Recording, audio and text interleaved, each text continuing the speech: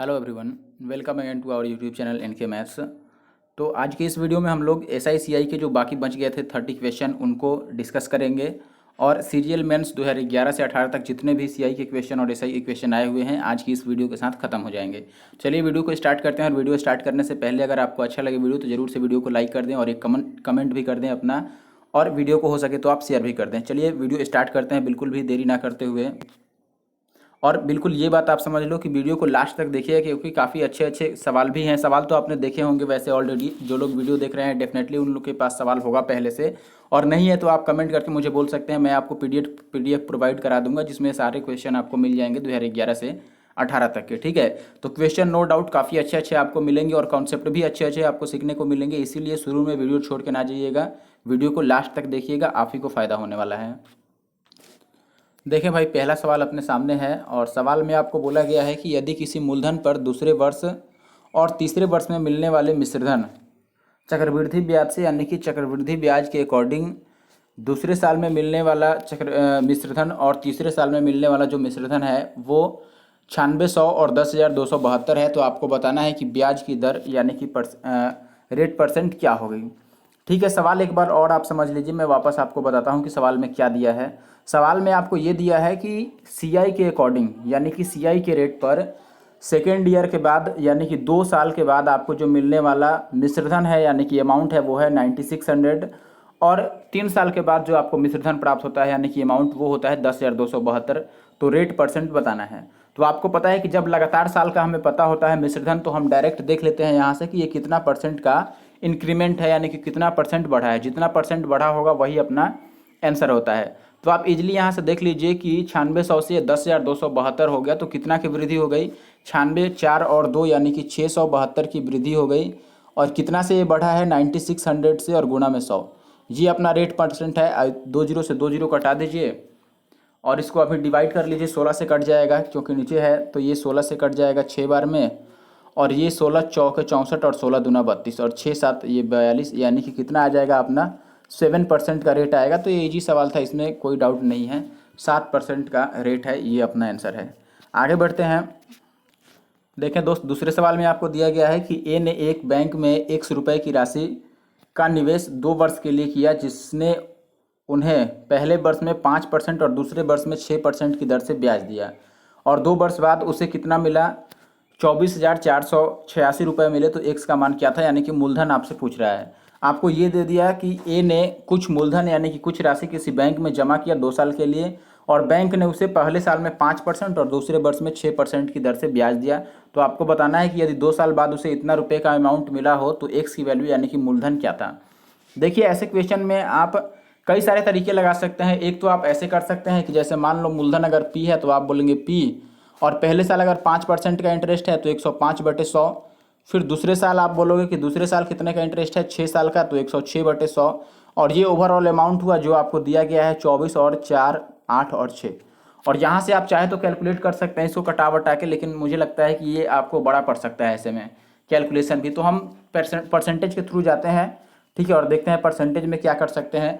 जैसे पहले साल 5% मिला है ब्याज, दूसरे साल 6%, तो दोनों का हम इफेक्टिव रेट निकालते हैं। तो इफेक्टिव रेट कैसे निकालते हैं आपको पता होगा, 5 और +6 और +6 25 और बटा 100 ऐसे करते हैं। लेकिन ये चीज़ लिखने की जरूरत नहीं है, ये आप बिना लिखे कीजिए, इतना को लिखना नहीं है। ये आप इसको हटाइए और पेन फ्री इतना काम कीजिए कि 5 और 6 कितना हो गया? 11 और 6 25 यानी कि 11.3 आएगा। इफेक्टिव रेट जो है ये 11.3 आएगा। तो ये जो 11.3 आया ये क्या हुआ? हमारा सीआई हुआ। लेकिन ये अमाउंट दिया है तो अमाउंट के लिए हमें 100 में उतना जोड़ना पड़ेगा। तो 100 में अगर हम 11.3 जोड़ेंगे तो हमें कितना मिलेगा? 111.3। और इतने परसेंट की वैल्यू आपको दे रखी है 24 4 8 और 6, और आपसे पूछ रहा है कि 100% की वैल्यू बता दो मूलधन।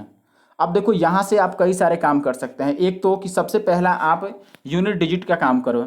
यूनिट डिजिट में आप कहोगे कि देखो सब में शुरू का 2 जीरो तो कम से कम समान ही है, चलो वो भी छोड़ो, जीरो वाला बात ही हटा दो। हम यहाँ से ये देखते हैं कि 3 को किस चीज़ में मल्टीप्लाई करेंगे तो 6 आ सकता है।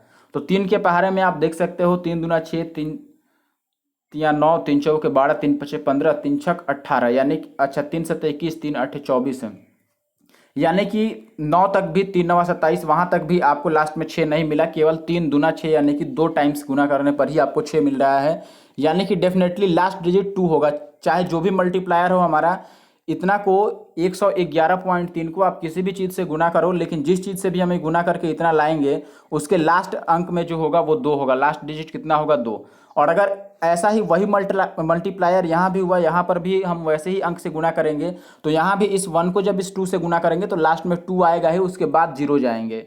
जितने भी 0 आने हैं 2 के बाद आएंगे। या फिर आप ऐसे कह सकते हैं कि राइट साइड से अगर हम काउंट करें तो 0 0 के बाद 2 आएगा पहला डिजिट। और ऑप्शन में आप देख रहे हैं कि इसमें पहला 2 नहीं है, आप राइट से काउंट करो, सारे 0 अगर हटा दो तो 3 आ रहा है, इसमें सारे 0 हटा दो तो 2 आ रहा है, इसमें सारे 0 इसमें 5 आ रहा है, इसमें सारे 0 हटा दो तो 2 आ जा रहा है।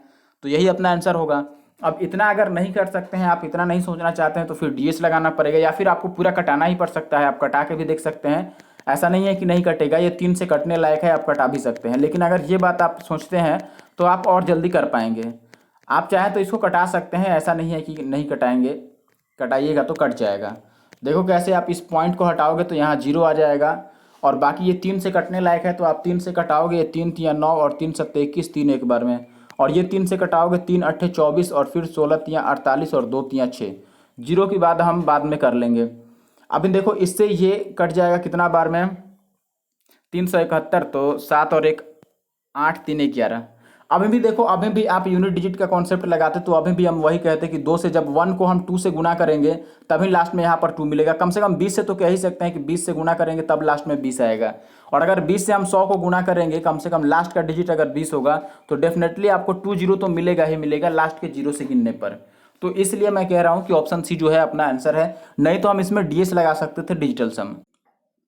देखिए भाई, यहाँ पे आपको क्या दिया हुआ है, इस सवाल में आपको दिया है कि यदि 10,000 रुपये पर 40% वार्षिक ब्याज की दर से 1 वर्ष तक तिमाही और वार्षिक चक्रवृद्धि ब्याज मिलता है तो उन दोनों में कितना अंतर होगा, यानी कि दोनों बार जो ब्याज मिलेगा उस ब्याज में कितना का अंतर आएगा।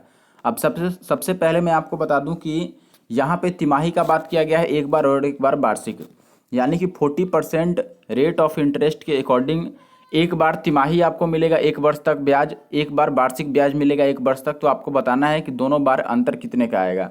सबसे पहले देखो कि अगर वार्षिक आता है तो वार्षिक के टाइम में, वार्षिक में आपको पता है कि जो सीआई बनेगा वो 1 साल का तो उतना ही बनेगा जितना का रेट ऑफ इंटरेस्ट है। 40% अगर है दर आपका तो 1 साल का जो सीआई होगा वो 40% ही होगा मूलधन का। अब रह गया बात कि अगले बार में ये तिमाही बोला है कि 1 साल के लिए है, लेकिन तिमाही है। तिमाही का मतलब कि 1 साल को 3-3 महीने के ग्रुप में दिया जाएगा, यानी कि 12 महीने होता है 3 साल में।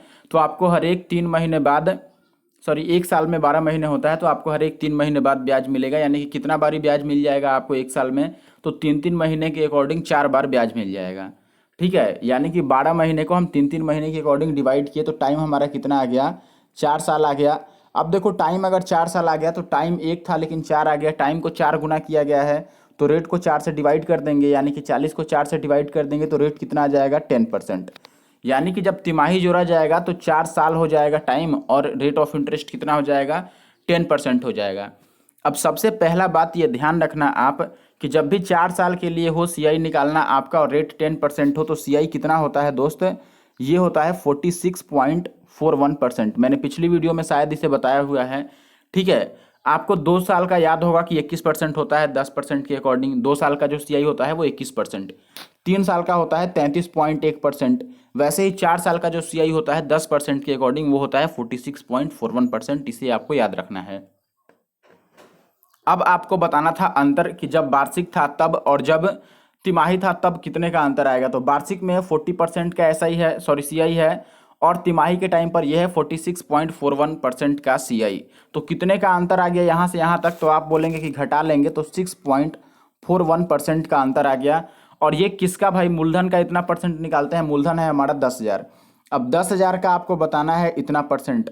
अब ये परसेंटेज आप निकाल भी लो, लेकिन मैं बिना निकाले लिख सकता हूँ कि ये आंसर जो आएगा हमारे ऑप्शन में से वो आएगा ऑप्शन डी, क्योंकि ये बात मैंने पहले चर्चा की हुई है कि अगर देखो हमें जिससे गुणा कराना है उसमें केवल 1 और बाकी 0 है, यानी कि 10 है, 100 है या 1,000, 10,000, यानी कि डिजिट जो नॉन जीरो नंबर है वो केवल 1 है, नॉन जीरो डिजिट जो है वो केवल 1 है, बाकी सारे 0 हैं। तो ऐसे कंडीशन में जब भी आप इसको मल्टीप्लाई कराओगे तो आपको पता है कि 641 को 1 से गुना करके 641 ही आएगा, बाकी जो आएंगे वो जीरो ही आएंगे। तो इसीलिए मैं बोल रहा था कि डायरेक्ट मैं ऑप्शन में पहले देखूंगा कि 641 किस में है, वही आंसर होगा। तो 641 एक ही ऑप्शन में है, बाकी किसी में होता तब हम पूरा गुना कर लेते। लेकिन यहाँ पर हमें पता है कि अगर ये 1000 है या 10,000 है या 100 है, तो जो डिजिट्स जो जीरो को छोड़कर जो अंक आएंगे वो केवल 641 ही अंक आ सकता है, बाकी कोई अंक नहीं आ सकता है। ठीक है, और ऐसा केवल एक ही ऑप्शन है इसलिए डी हो गया। या फिर आप परसेंटेज निकाल लो, 10,000 का इतना परसेंट निकालना कौन सी बड़ी बात है, ऐसे भी 641 ही आएगा आपका। देखें भाई, इस सवाल में आपको क्या दिया गया है। एक तो सबसे बड़ी दिक्कत आ गई दोस्त कि मैंने इस वीडियो को पहले रिकॉर्ड कर दिया था। सीआई का वीडियो कल ही रिकॉर्ड हो चुका था और कल ही वीडियो अपलोड होता सीआई का, जीके का और इंग्लिश का। लेकिन सीआई का वीडियो अपलोड करने में 2 घंटे टोटल लगे, जिसमें से क्या हुआ कि केवल 31 से मैंने बनाना शुरू किया और 33 नंबर तक ही वीडियो सेव हो पाया है, रिकॉर्ड हो पाया है। और पूरा बोलने के लिए और लिखने के लिए मैंने 2 घंटे तक पूरा किया कि रिकॉर्ड हो गया है। लेकिन बाद में जब अपलोड करने गया तो पता चला कि 33 नंबर तक ही रिकॉर्ड हुआ है, उसके आगे तो रिकॉर्ड ही नहीं हुआ। इसीलिए वापस यहाँ से रिकॉर्ड करना पड़ रहा है और वापस अब 1-2 घंटे, तो 2 घंटे कम से कम लगेंगे ही रिकॉर्ड करने में। चलो कोई बात नहीं, आपके लिए इतनी मेहनत हो रही है कि आप अच्छे से तैयारी कर पाओ। और आप भी थोड़ा सपोर्ट करो हमें, चैनल को सब्सक्राइब कर दो और दूसरे लोगों तक भी पहुंचाओ वीडियो को। ठीक है, ऐसा करने में आपको तो कुछ जाता नहीं है, आपका ना ही पैसा लगना है ना कुछ। ठीक है, तो आपके लिए इतना कुछ मेहनत कर रहे हैं हम, तो ज़रूर से आप इतना काम कर सकते हैं हमारे लिए। लाइक भी कर सकते हैं और कमेंट भी कर सकते हैं। सबसे मेन बात कि आप सब्सक्राइब कीजिए और लोगों तक पहुंचाइए वीडियो को। देखिए, ऐसे सवाल के लिए मैंने आपको बता रखा है कि सीआई में क्या होता है। जैसे आपको यहाँ पे दिया है कि यदि किसी राशि पर तीसरे वर्ष का सीआई आपको दिया हुआ है 12,100 रुपये, उसी राशि पर चौथे वर्ष में सीआई बताना है यदि रेट ऑफ इंटरेस्ट 9% है। तो देखो, ये बात मैंने बता रखी है आपको कि अगर तीसरे साल का सीआई दिया हुआ है और चौथे का पूछ रहा है तो होगा कुछ नहीं, बस तीसरे साल में जितना सीआई मिला है इसी का 9% और मिल जाएगा और वही इसमें ऐड हो जाएगा। यानी कि मान लो 2 साल का अगर सीआई हमारे पास 100 है और 10% का ब्याज मिलने वाला है, ये सेकेंड ईयर में सीआई है मान लो, तो तीसरे साल में जो सीआई मिलेगा वो इसका 10% और ज़्यादा मिलेगा, यानी कि 110 मिलेगा। चौथे साल में जो सीआई मिलेगा वो इसका और 10% ज़्यादा मिलेगा, यानी कि 121 मिलेगा। यही होता है और कुछ नहीं होता है। तो इसके अकॉर्डिंग मैं कह सकता हूँ कि तीसरे साल का जो सीआई है ये तो मिलेगा ही मिलेगा, और प्लस में और कितना मिलेगा, इसका 9% और मिलेगा, क्योंकि रेट ऑफ इंटरेस्ट 9 है। तो 12,100 का 9% कैसे निकालेंगे, 2 जीरो अगर हटा देते हैं तो ये 1% आ जाएगा 121, और 9% का मतलब 121 इंटू में 9। अब 121 को 9 से गुणा करना है तो ये 9 का 9 और 12 9 108 होता है। बस इसे जोड़ना है। देखो लास्ट में 2 जीरो है, यहाँ पर लास्ट में 8 9 है, यानी कि जोड़ने के बाद लास्ट का 2 डिजिट 8 9 होगा, और वो केवल एक ऑप्शन में है। ठीक है, अब पूरा अगर आप जोड़ भी लोगे तो भी कोई बात नहीं है, लेकिन कम से कम 1-2 सेकंड तो ऐसे बच ही जाएंगे। आप देख रहे हैं कि लास्ट में 2 जीरो है, तो लास्ट में अगर 0 0 है तो डेफिनेटली जोड़ने के बाद तो यही जो नॉन जीरो नंबर है वही बचेगा, और नॉन जीरो यहाँ पे डिजिट जो है वो 8 9 है, तो 8 9 केवल एक ही ऑप्शन के लास्ट में है, हमारा आंसर हो गया। या फिर आप जोड़ भी सकते हैं। बनाने का तरीका भी मैंने बता दिया है कि क्या करना है। आगे बढ़ते हैं। देखिए दोस्त, अगले सवाल में आपको यहाँ पे क्या दिया हुआ है। यहाँ पे आपको बोला गया है कि वार्षिक 10% चक्रवृद्धि ब्याज की दर से 3 वर्षों बाद मिलने वाला जो मिश्रधन है वो है 10,648 रुपये। तो मूलधन बताना है। आसान है, क्योंकि 10%, देखो 10% जब भी दिख जाए तो आप डायरेक्ट जो इफेक्टिव रेट वाला तरीका होता है सीआई निकालने का वो लगा दो, क्योंकि 3 साल का आपको पता है कि सीआई क्या बनेगा। 10% के अकॉर्डिंग 3 साल का सीआई जो बनेगा वो बनेगा 33.1%। यहाँ पे मिश्रधन दिया है तो मिश्रधन हम कैसे लिखते हैं, सीआई परसेंटेज को हम 100 में जोड़ लेते हैं, तो हमारा अमाउंट जो मिलेगा यहाँ पे आप बोलेंगे अमाउंट मिल जाएगा 100 प्लस 33.1, यानी कि ये मिल जाएगा 133.1% मिलेगा, जिसकी वैल्यू हमें दे रखी है 10,648। 10,648, और हमसे पूछ रहा है कि आप मूलधन बता दो, यानी कि अमाउंट प्रिंसिपल बता दो, जो कि 100% होता है। अब पहला बात कि आप डीएस लगा सकते हैं, डिजिटल सम। अगर डिजिटल सम नहीं लगाना चाहते हैं तो आप यहाँ से ये भी देख सकते हैं कि इसमें का लास्ट डिजिट 1 है, यहाँ का लास्ट डिजिट 8 है, तो ये गुना 8 होने के बाद ही बन सकता है, क्योंकि 1 के पहाड़े में केवल ऐसा अंक 8 ही है, जब गुना करोगे तो लास्ट में 8 मिल सकता है। तो हम ये कह सकते हैं कि 8 संख्या कुछ और आएगा, लेकिन लास्ट डिजिट जो होगा मल्टीप्लायर का वो 8 होगा, और लास्ट डिजिट 8 होने के कारण क्या होगा, इसको भी उस चीज़ से अगर आप गुना करोगे तो लास्ट में 8 ही आना है, और 8 एकम 8 एकम 8, यानी कि 8 जरूर आएगा। लास्ट के आप जीरो से गिनना शुरू करोगे तो जो पहला नॉन जीरो डिजिट मिलेगा वो 8 मिलेगा, ये ध्यान रखना। ठीक है, और इस हिसाब से आप देखते हो सारे ऑप्शंस में जीरो की तरफ से काउंट करना शुरू करो कि 8 मिलता है कि नहीं मिलता है, पहला नन जीरो नंबर। तो इसमें नहीं मिला नन जीरो डिजिट 8, इसमें भी नहीं है, इसमें भी नहीं है, केवल एक ही ऑप्शन है, वो अपना आंसर है। एक्चुअली में ये कटेगा पूरा 8 बार में कट ही जाएगा, एक जीरो लगा के 80 बार में पूरा कट जाएगा, लेकिन मैं पूरा कटा के नहीं दिखा रहा हूँ, ठीक है। मैंने क्या बोला आप एक बार और समझ लो कि मैंने क्या कहा, इसका काफ़ी यूज है आगे चल के। सीआई में अगर सवालों को आप जल्दी करना चाहते हो तो ये सारे तरीके आपको आजमाने पड़ेंगे।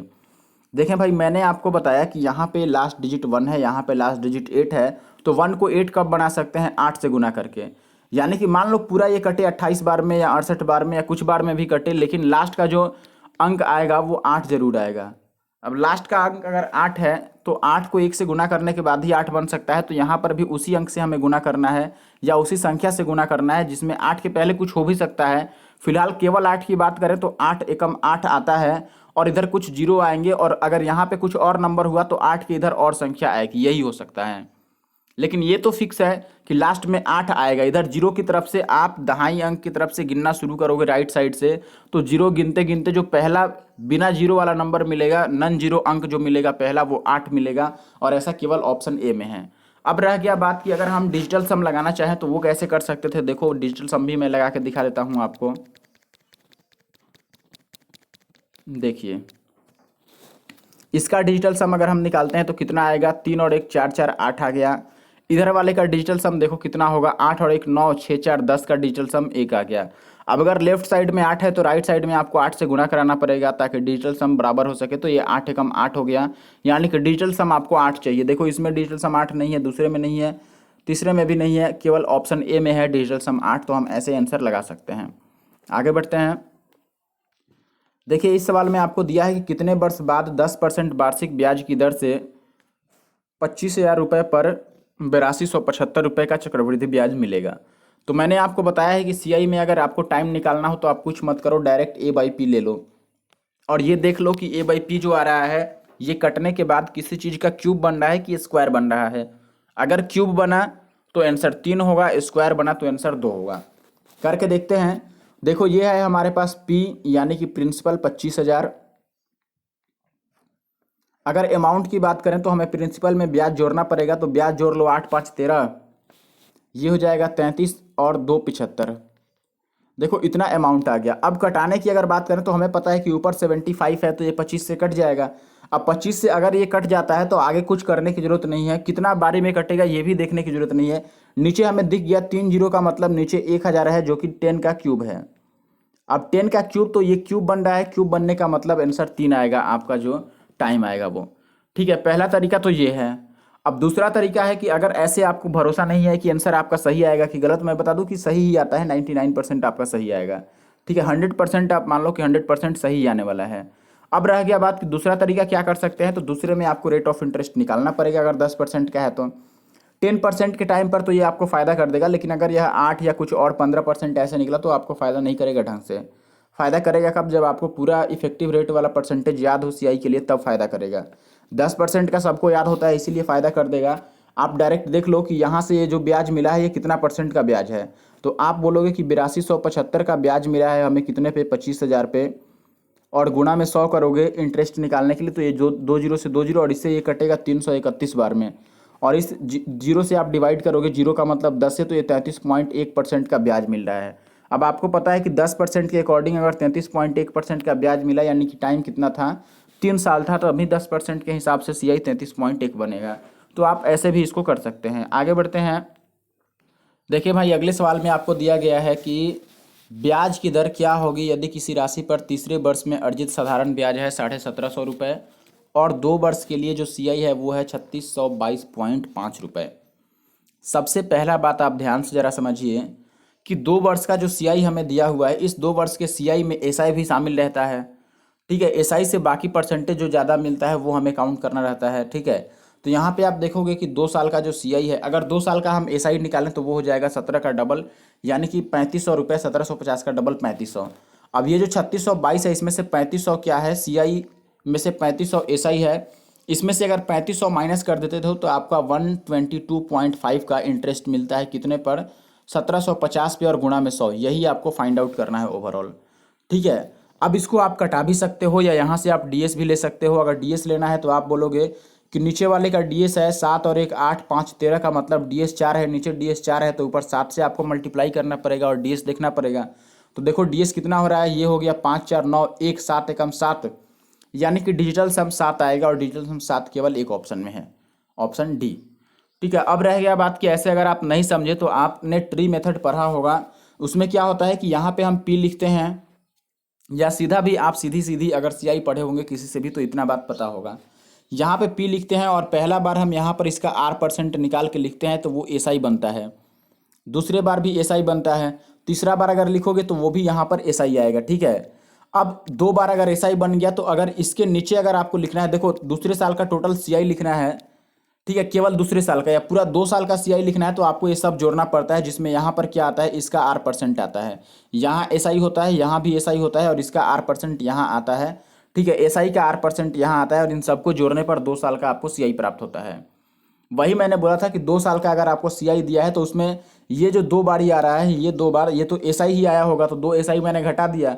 अब इसी बेस पर अगर मैं इसको लिखता हूँ तो आप बोलेंगे कि अगर यहाँ पी होगा, पहला बार एसआई था, देखो एसआई हर एक साल तो बराबर रहता है। अगर तीसरे साल में साधारण ब्याज है 1750 तो पहले साल भी ये 1785 होगा और दूसरे साल भी ये 1785 होगा।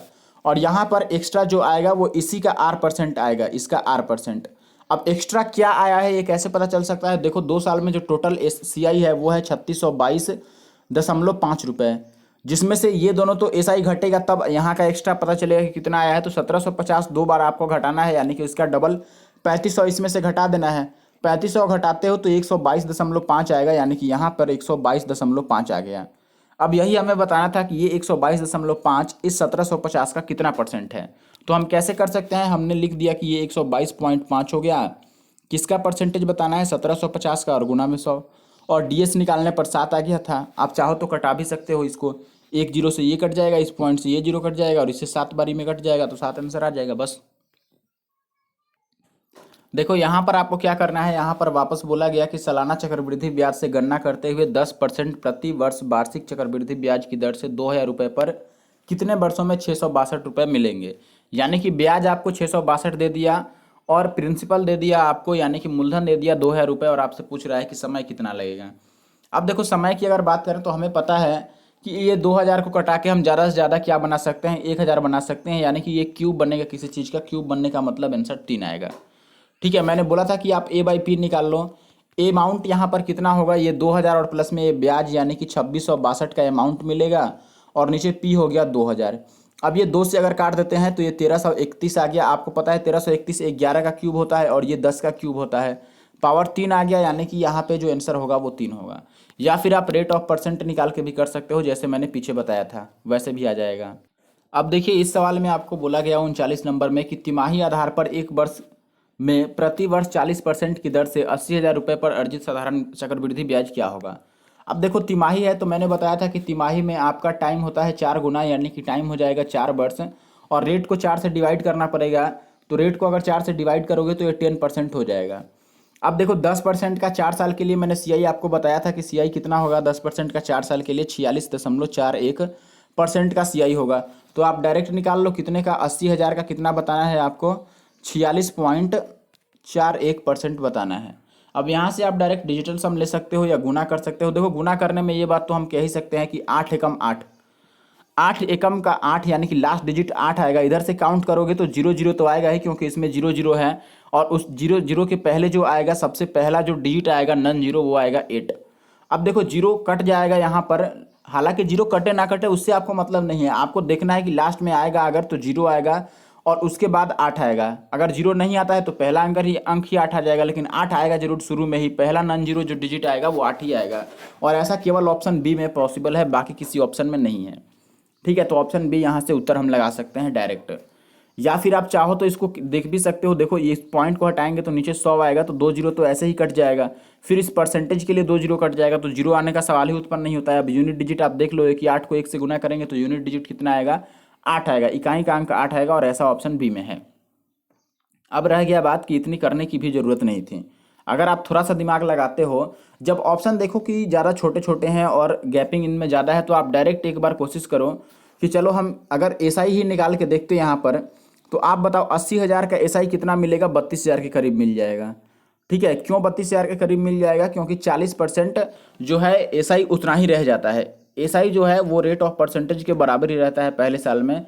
ठीक है, तो ए साल का अगर एसआई ही आप देखते हो 80,000 के हिसाब से, तो 80,000 का 40% मिल गया 32,000। अब देखो अगर एसआई ही 32,000 है तो सीआई तो इससे ज़्यादा ही होने वाला है। तो हम ऑप्शन में देखते हैं कि 32,000 से ज़्यादा कौन सा है, तो केवल एक ही ऑप्शन है जो 32,000 से ज़्यादा है बस। अब बताओ आप क्या कर सकते हैं यहाँ पे? तो पहला आप कोशिश कीजिए कि अगर ऐसे ऑप्शंस हैं तो हम एक बार एसआई निकाल के ही चेक कर लें कि कहीं एसआई से ज़्यादा एक ही ऑप्शन तो नहीं है। तो ऐसा भी हम काम कर सकते हैं, क्योंकि एसआई से ज़्यादा ही सीआई आता है हमेशा। एसआई अगर 32,000 है तो सीआई इससे ज़्यादा होगा, और एक ही ऑप्शन में है ऐसा। देखिए इस सवाल में आपको दिया गया है कि ब्याज की दर परसेंटेज में क्या होगी यदि एक निश्चित राशि पर 3 साल के लिए अर्जित सीआई जो है वो 6,000 है और 2 साल के लिए अर्जित सीआई है 4160। पहला एसआई है, यहाँ पर साधारण ब्याज दिया है, और दूसरा चक्रवृद्धि ब्याज है। अब देखो ऐसा तो मैंने आपको बता ही दिया है कि 2 साल में जो चक्रवृद्धि ब्याज है इसमें से 2 साल का अगर हम घटा लेते हैं साधारण ब्याज तो हमें पता चल जाएगा कि कितना एक्स्ट्रा निकालना है। अगर देखो 3 साल का साधारण ब्याज आपके पास 6,000 है, इसका मतलब हर एक साल का साधारण ब्याज 2-2 हज़ार है, तो 2 साल का साधारण ब्याज 4,000 है। अगर 4,000 हम इसमें से घटा देते हैं तो 160 रुपये का ब्याज मिला है। किस पर? साधारण ब्याज पर। साधारण ब्याज हर एक साल का कितना था? 2,000 था, तो 160 2,000 का कितना है यही तो बताना है। गुणा में 100, देखो ये 3 जीरो से 3 जीरो और 2 8 16, यानी कि 8% का रेट आ गया। 8% केवल एक ऑप्शन, ऑप्शन बी। बाकी अगर ऐसे नहीं समझ में आया तो वैसे ही आप ट्री बना लो। यहाँ पर प्रिंसिपल होगा और हर एक साल का सीआई 2-2 हज़ार है, एसआई सॉरी, क्योंकि 3 साल में जो साधारण ब्याज है वो 6,000 है, तो हर एक साल का 2,000 हुआ। पहले साल का 2,000, दूसरे साल का भी 2,000, और सीआई 2 ही साल का दिया है, तो ये देखो 2 साल का सीआई है टोटल 4160। अब 2 साल में अगर आप जोड़ते हो यहाँ पर तो 4,000 तक तो हमारा मिल चुका है। बाकी और 160 चाहिए, तो वो 160 कहाँ आएगा? वो 160 यहाँ पर आएगा। और ये 160 यहाँ क्यों आया है? क्योंकि ये 2,000 का 8% है। अब बताओ कि 2,000 का कितना परसेंट 160 होगा? तो 2,000 का कितना परसेंट निकालने के लिए इसको हम 100 बनाते हैं। 100 बनाने के लिए इसमें से 20 गायब करना पड़ेगा, 20 से डिवाइड करना पड़ेगा, तो इसको भी 20 से डिवाइड कर देते हैं। 20 अट्ठे 160 हो गया 8%। तो आप ऐसे भी कर सकते हैं, ये तरीका मैंने पीछे बता दिया है आपको। आपको पहला वाला तरीका ध्यान रखना है चाहिए, क्योंकि वो जल्दी कर देगा, आपको ट्री वगैरह बनाने की ज़रूरत नहीं पड़ेगी।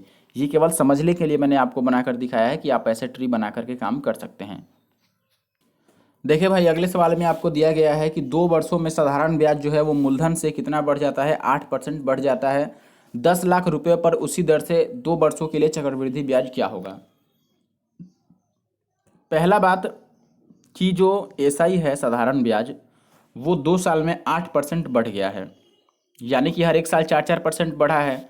यानी कि रेट ऑफ इंटरेस्ट कितना हो गया हमारा? जो दर का परसेंटेज हो गया वो हो गया 4%। अगर ऐसे आपको नहीं समझ में आया तो आप ऐसे भी समझ सकते हैं कि एसआई जो होता है वो RT% होता है, जिसकी वैल्यू हमें 8% दे रखी है, और इसमें टी का मतलब 2 साल भी दिया है, तो 2 से अगर हम काट देंगे तो R% कितना आ जाएगा हमारे पास? 4%। तो कुल मिला के बात ये हुआ कि जो रेट ऑफ इंटरेस्ट है वो हमारे पास 4% है। अब ये 4% हो गया, तो आपको यहाँ पर ये दिया गया है कि 10 लाख रुपए पर 2 साल का चक्रवृद्धि ब्याज निकाल दो इसी रेट ऑफ परसेंटेज से। तो हमें पता है कि 2 साल में अगर 4% के हिसाब से इफेक्टिव रेट निकालते हैं, यानी कि सीआई का परसेंटेज क्या होगा 2 साल के लिए? तो 4% का आपको पता है कितना हो जाएगा? 4 दूना 8, पॉइंट 4 चौका 16। ये ध्यान रखना, 2 साल का सीआई अगर परसेंटेज में आपको निकालना है तो क्या करोगे? 4 है तो देखो एक तो तरीका ऐसे होता है कि 4 + 4 और प्लस में 4 का स्क्वायर और बटा में 100 करना। तो मैंने यही डायरेक्ट बोला कि 4 दूना 8 आप लिख दो और पॉइंट 4 का स्क्वायर 16 लिख दो 100 से डिवाइड करके। तो डायरेक्ट 2 साल का आप ऐसे लिख सकते हैं, परसेंटेज में सीआई की वैल्यू 2 साल के लिए ये आसान होता है लिखना। ठीक है, तो 2 साल के लिए हमें पता है कि सीआई का परसेंटेज कितना आ गया? 8.16% आएगा ये मूलधन का। मूलधन कितना है यहाँ पे? मूलधन है 10 लाख। अब 10 लाख का आपको बताना है 3 और 2 5, 10 लाख का 8.16 निकालना है। मैंने बोला था कि जब भी इसमें एक पर केवल 0 0 है तो गुणा करने के बाद जो आपको नंबर मिलेगा उसमें जो नॉन जीरो डिजिट होंगे वो केवल 816 होगा, बाकी सब जीरो होगा। और ऐसा केवल एक ही ऑप्शन है, ऑप्शन बी। बाकी क्या है क्या नहीं वो तो हम निकाल ही लेते फाइनल। अगर ऐसे 2-2 ऑप्शन होते जिसमें 186 ही है केवल डिजिट, बाकी सारे जीरो है, तब हम पूरा काउंट कर लेते कि कितना जीरो आएगा। लेकिन यहाँ पर ऑप्शन ही अलग अलग है, तो हम जीरो तो बाद में काउंट करेंगे या नहीं भी काउंट करेंगे, केवल ये देख लेंगे कि कौन सा ऑप्शन है जिसमें नॉन जीरो डिजिट्स जो हैं वो केवल 816 हैं। बाकी सारे तो जीरो ही आएंगे गुना करने के बाद। ठीक है, तो अपना आंसर जो है वो ऑप्शन बी है, बाकी आप सॉल्व कर सकते हैं पूरा। देखें भाई, इस सवाल में आपको 42 नंबर में दिया है कि किसी मूलधन पर तीसरे और चौथे वर्ष का जो सीआई है वो है 125 और 135 रुपये, तो ब्याज की दर क्या है। अगर टाइम जो दिया है ये लगातार टाइम है तो आप डायरेक्टली देख लो परसेंटेज कितना इंक्रीज हुआ है। ये लगातार ही है, देखो तीसरे वर्ष और चौथे वर्ष, यानी कि ये लगातार है 3 वर्षों में और 4 वर्षों में। अगर तीसरे और चौथे वर्ष का है तो आप डायरेक्ट बोलोगे कि 125 है और ये है 135 है, तो कितना यहाँ पर बढ़ा है वैल्यू, तो आप बोलेंगे कि जी 125 से 135 होने का मतलब 10 बढ़ गया है। तो 10 बढ़ा कितने से, 125 से, और गुना में 100, ये कितना परसेंट बना देख लो।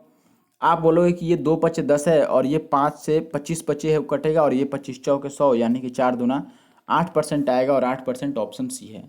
ठीक है, या फिर आप डीएस भी देख सकते थे, लेकिन आसान ही है, डीएस देखने की जरूरत भी नहीं पड़ेगी। चलो आगे बढ़ते हैं। देखिए भाई, इस सवाल में आपको क्या दिया है, यहाँ पे आपको बोला गया कि कोई बैंक किसी सावधि जमा योजना पर पहले वर्ष में 8% की दर से तथा दूसरे वर्ष में 9% की दर से ब्याज देता है। यदि इस योजना में 2 वर्षों के निवेश करने पर 17,658 रुपये मिलते हैं तो निवेश की गई राशि क्या थी, ये आपको बतानी है। 17,658 रुपये मिलते हैं, इसका मतलब ये अमाउंट है, ये क्या है, मिश्रधन है। अब मिश्रधन कैसे निकालते हैं, पहले साल 8% ब्याज मिला यानी कि 100 मूलधन था तो 108 बन गया। दूसरे साल 9% मिला यानी कि मूलधन 100 था तो कितना बन गया, 109% बन गया। इसकी वैल्यू आपको दे रखी है 17,658, और हमें बताना है मूलधन, यानी कि पहले का मूलधन हमने 100 लिया था, दूसरे का भी 100 लिया था, तो 100 गुना 100 आपको निकालना है। अब क्या कर सकते हैं यहाँ पर, एक तो कि डीएस लगा सकते हैं। ठीक है, डीएस से ज़्यादा आसान पड़ेगा मेरे हिसाब से, क्योंकि सारे ऑप्शन में जो हैं वो डीएस अलग अलग हैं। तो डिजिटल सम हम देखते हैं। देखो डिजिटल सम लगाने के लिए यहाँ पे एक बात ध्यान रख लो कि ये 9 का मल्टीपल है, अभी 9 का या 3 का मल्टीपल होता है तो आपको पहले उतना से डिवाइड करना पड़ेगा। 9 से कट रहा है तो 9 से डिवाइड कर देते हैं, ये 12 बार में कट जाएगा, 12 निमा 108। इसको भी 9 से डिवाइड करो तो ये 9 से कटेगा एक बारी में, और बचेगा कितना, इधर से बच जाएगा अपने पास 7 और 1 8, 8 पर 6 यानी कि 9 9 81, तो अभी बच गया 5 5, तो 9 6 54 और 9 दूना 18, इतना बार में कट गया। अभी 12 3 से कटने लायक है तो 3 से भी डिवाइड कर दो, 4 3 12, इसको भी 3 से डिवाइड कर दो, 3 6 18, 3 5 15 और 3 6 12। अब डीएस ले लो तो देखो यहाँ पर 9 और 1 10 ही है, यानी कि इधर तो डीएस 4 आएगा। इस साइड में राइट साइड में आपका डीएस कितना बन रहा है, तो आप बोलोगे कि 5 और 4 9 6 बन रहा है। अब लेफ्ट साइड में अगर 4 है तो इधर आपको किससे गुना करना पड़ेगा, 7 से, 7 6 42 का मतलब हो गया 4 2, और डीएस कितना आ गया अपने पास 42 का मतलब 6, यानी कि डिजिटल सम 6 होगा आंसर का, और वो है केवल एक ऑप्शन में, ऑप्शन बी में 5 और 1 6 डिजिटल सम, बाकी किसी में 6 नहीं आएगा। तो यहाँ पर आंसर जो है वो ऑप्शन बी है। डिजिटल सम का खासा उपयोग करना पड़ेगा आपको, अच्छा खासा इसका इस्तेमाल हो जाता है सीआई में और एसआई में, ये ध्यान रखिएगा। अभी देखिए आगे और भी सवाल बचे हैं, 17 सवाल हमारे पास, उसमें ज़्यादातर क्वेश्चन आपको डीएस से ही बनते नजर आएंगे। ठीक है, तो आप डीएस तो पढ़े ही होंगे किसी ना किसी टीचर से, नहीं पढ़े होंगे तो आप यूट्यूब पे सीख भी सकते हैं, यूट्यूब पे तो सारा कुछ अवेलेबल है। ठीक है, चलिए आगे बढ़ते हैं। देखिए भाई, इस सवाल में आपको क्या दिया है, 25,000 रुपये पर एक वर्ष के लिए 20% की दर से अर्धवार्षिक चक्रवृद्धि ब्याज और वार्षिक चक्रवृद्धि ब्याज में अंतर बताना है। अब बताओ इससे आसान क्या चाहिए आपको, 20% का दर है, 1 साल का टाइम है, एक बार अर्धवार्षिक चक्रवृद्धि ब्याज निकालना है, एक बार वार्षिक, और दोनों में कितना अंतर है बता देना है। तो हम तो रेट ऑफ इंटरेस्ट परसेंटेज से ही काम चलाएंगे, परसेंटेज सीआई से। ठीक है, 1 साल में जो सीआई मिलेगा वो तो 8% के बराबर ही मिलेगा, यानी कि 20% ही मिलना है। अब ये कह रहा है कि अगर अर्धवार्षिक है तो अर्धवार्षिक में आपको पता है कि अर्धवार्षिक में टाइम जो है वो 2 बन जाएगा, 1 से टाइम डबल हो जाएगा और रेट आधी हो जाएगी, यानी कि 20% का आधा 10% हो जाएगा। 10% है और 2 साल का टाइम है तो सीआई कितना बनेगा भाई, 10% के अकॉर्डिंग 2 साल में सीआई बन जाता है 21%। अब पहले बार सीआई था 20%, दूसरे बार सीआई हो गया 21%, तो कितना का अंतर आ गया, 1% का अंतर आ गया। यही 1% हमें बताना है, और किसका 1%, मूलधन का। मूलधन है 25,000, तो 25,000 का 1% क्या होगा, 1 जीरो काट दीजिए, 1% का मतलब 2 जीरो काट दीजिए, सॉरी 10% में 1 जीरो कटता है, 2 जीरो कट गया तो 250 आ गया, और 250 अपना आंसर है। आप बात समझ गए होंगे, आपको वापस मैं एक बार और समझा देता हूँ कि मैंने क्या किया। मैंने आपको बोला दोस्त कि 1 साल में सीआई तो रेट ऑफ इंटरेस्ट के बराबर ही रहेगा, यानी कि अगर रेट ऑफ इंटरेस्ट अपना 20% है तो पहले साल का सीआई 20% ही होगा। अगले 2 साल में जो सीआई बनेगा, देखो 2 साल क्यों हो गया, क्योंकि अर्धवार्षिक अगले बार बोल रहा है। अर्धवार्षिक का मतलब कि टाइम डबल करना है और रेट आधा करना है। टाइम डबल कर दिया तो ये 2 साल बन गया, और रेट आधा करने का मतलब 10%। 10% 2 साल के लिए सीआई कितना देता है, 21%। तो 20% और 21% में अंतर 1% का आ गया। और ये 1% किसका? मूलधन का। मूलधन है 25,000, तो 25,000 का 1% 2 जीरो कट जाएगा, तो आपका बच जाएगा 250 और कुछ नहीं। देखिए दोस्त, अगले सवाल में आपको दिया गया है कि यदि 2 वर्षों में साधारण ब्याज की दर से मूलधन में 16% की वृद्धि हो जाती है, उसी दर से 2 वर्षों में आपको बताना है कि 25,000 रुपये पर अर्जित चक्रवृद्धि ब्याज क्या होगा। सबसे पहला बात कि ऐसा सवाल मैंने पीछे आपको बता रखा है। देखो, पहली लाइन का मतलब क्या हुआ? 2 साल में साधारण ब्याज मूलधन में 16% की वृद्धि ला देता है। इसका मतलब रेट ऑफ इंटरेस्ट कितना हो गया? 2 साल में 16% बढ़ने का मतलब हर एक साल 8% बढ़ा होगा। ये ऐसा ही है, साधारण ब्याज है, इसीलिए हर एक साल में साधारण ब्याज बराबर बराबर बढ़ता है। अगर 2 साल में 16% बढ़ गया, इसका मतलब हर एक साल 8% बढ़ा हुआ है। और रेट ऑफ इंटरेस्ट जो है, दर हो गया, वो हो गया हमारा 8% का। अब कह रहा है कि 8% के हिसाब से 2 सालों में 25,000 रुपये पर सीआई कितना बनेगा। तो देखो, 2 साल का अगर बात है तो डायरेक्ट इफेक्टिव रेट आप लीजिए। 8% के हिसाब से सीआई 2 साल में कितना मिल जाएगा? 8 दूना 16 और 0.8 का स्क्वायर 64, इतने परसेंट का मिलेगा। ये तरीका मैंने पीछे आपको एक्सप्लेन कर दिया है, नहीं समझ में आया तो पीछे जाके देख लीजिए वापस। यानी कि आपको 25,000 का इतना परसेंट निकालना है, यही आपका आंसर होगा। तो देखिए, 25,000 का आपको निकालना है तो आप डायरेक्ट यहाँ पे लिख लो 25,000, और इसका कितना बताना है आपको? इसका बताना है 16.64%। सबसे पहला काम डिजिटल सम लेके देखते हैं। ये 5 और 2 7 बनेगा। इसका डिजिटल सम कितना होगा? तो आप बोलोगे कि 6 और 4 10, तो वो तो एक ही हो गया, हटा दो। 6 और 1 7, 7 और 1 8 आ गया इसका डिजिटल सम। ठीक है, 8 आने का मतलब 8 7 56, 56 आ रहा है, तो 6 5 11, डिजिटल सम 2 आ जाएगा इसका मतलब ना। चलो कोई बात नहीं, डिजिटल सम 2 तो 2 2 ऑप्शन में है, यहाँ पर भी 2 ही है और इसमें भी डिजिटल सम 2 ही है। कोई बात नहीं, देखो डिजिटल सम 2 हो गया तो हम और भी तरीके अपना सकते हैं। जैसे और क्या कर सकते हैं? डिजिटल सम अब चेक नहीं करेंगे। देखो, ये पहले ही हम देख लेते कि अगर 2 डिजिटल सम 2 में 2 ऑप्शन में सेम आ रहा है तो डिजिटल सम नहीं लेते। फिर भी कोई बात नहीं, चलो और क्या कर सकते हैं आप देखो। और कर सकते हैं, ये बहुत ध्यान से इस बात को याद रखना जो अभी मैं समझाने वाला हूँ। जब भी आपको कुछ और पॉइंट में कुछ दिया हो, ऐसा रेट ऑफ परसेंट दिया हो और आपको इतना निकालना हो, तो आप पॉइंट के बाद वाले को भूल जाओ, पहले केवल 16% निकाल लो। ठीक है, अब देखो 25,000 का 16% निकालना है तो हम कैसे निकालेंगे? हम इन 3 जीरो को शिफ्ट कर देते हैं 16 पर और हम निकाल देते हैं कि 16,000 का 25%। ठीक है, ये ध्यान रखना। 25,000 का 16% निकालो या 16,000 का 25% निकालो, ये बात बराबर है। अब 25% को शिफ्ट करने से क्या फ़ायदा हुआ? क्योंकि 25% का मतलब है हमें 4 से डिवाइड करना। 25% का मतलब होता है 1/4, इसीलिए मैंने 25 को परसेंटेज में ला दिया और बाकी जीरोज को 16 पे मैंने क्या किया? ट्रांसफ़र कर दिया। अब 16,000 का 25% निकालने का मतलब हुआ 16,000 बटे में 4, 4 से भाग करोगे तो 4,000 आएगा। अब देखो 25,000 का मैंने केवल 16% निकाला तो 4,000 आ गया, और अभी 0.64% और निकाल के जोड़ना ही पड़ेगा। तो अब आप देख रहे हो कि जो हमारा आंसर होगा वो एटलीस्ट 16% से ज़्यादा होगा, क्योंकि सीआई में हमें केवल 16% थोड़ी निकालना था, हमें तो निकालना था 16.64%। और जबकि केवल 16% 4,000 आ गया है, तो आंसर जो होगा वो 4,000 से थोड़ा ज़्यादा होगा, क्योंकि अभी 0.64% निकालना बाकी है। तो 4,000 से थोड़ा ज़्यादा हमारे पास एक ही ऑप्शन है और कोई नहीं है। तो आप ये तरीका ज़रूर आजमाइएगा जब भी ऐसा आपको कंडीशन मिले तो। और अभी मैं आगे लगा के दिखाऊंगा, अभी अभी आगे ऐसा सवाल आएगा, आप बिल्कुल भी घबराइए मत, आगे अभी ऐसा सवाल आ रहा है। चलिए आगे बढ़ जाते हैं फिलहाल और किसी और सवाल में आते हैं। देखिए भाई, इस सवाल की तरह में मैंने सवाल बता दिया। आपको दिया गया है कि यदि दूसरे साल में एक निश्चित राशि पर प्राप्त चक्रवृद्धि ब्याज 250 रुपये है तो तीसरे वर्ष में उसी राशि पर 12% के हिसाब से चक्रवृद्धि ब्याज कितना मिलेगा। मैंने आपको बोला था कि चक्रवृद्धि ब्याज हर एक साल रेट ऑफ इंटरेस्ट के अकॉर्डिंग बढ़ता है, यानी कि पहले साल अगर 100 है सीआई तो दूसरे साल अगर मान लो रेट ऑफ इंटरेस्ट 10% है तो दूसरे साल और 10% बढ़ेगा, 110 हो जाएगा। तीसरे साल और 10% बढ़ेगा, 121 हो जाएगा। ऐसा मैंने बताया था। इसी के अकॉर्डिंग देखो, ऐसा मैंने पीछे भी सवाल एक बता दिया है। यहाँ पर आपको 2 साल में दिया है कि 2 साल में जो सीआई है वो है 250 रुपये, और आपको 3 साल में सीआई बताना है। तो 3 साल में ये 2 साल का जो सीआई है ये तो रहेगा ही रहेगा, अगले साल बस और 250 का 12% और मिल जाएगा। 250 का 12% निकालना है तो आप इस जीरो को उसी में ट्रांसफर कर दो और 25% निकाल लो। अब देखो, इस जीरो को अगर 12 पर ट्रांसफर करेंगे तो 120 बन जाएगा, और 120 का 25% यानी कि 120/4। 120/4 का मतलब हो गया 4 तियाँ 12 30। 250 में 30 जोड़ोगे तो 280 आ जाएगा। यही अपना उत्तर है और कुछ नहीं। आप बात समझ गए होंगे मैंने क्या किया। मैंने बोला कि ये 250 तो रहेगा ही रहेगा, बस तीसरे साल में उसका R% और मिल जाएगा। R% का मतलब 12%।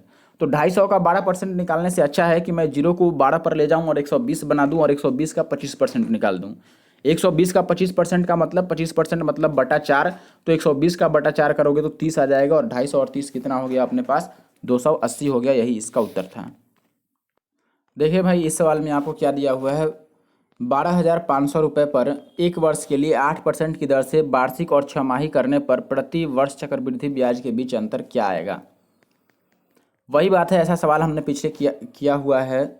देखो, एक बार 8% के हिसाब से आपको वार्षिक लेना है, एक बार छमाही लेना है, और दोनों बार ब्याज में अंतर कितना आएगा।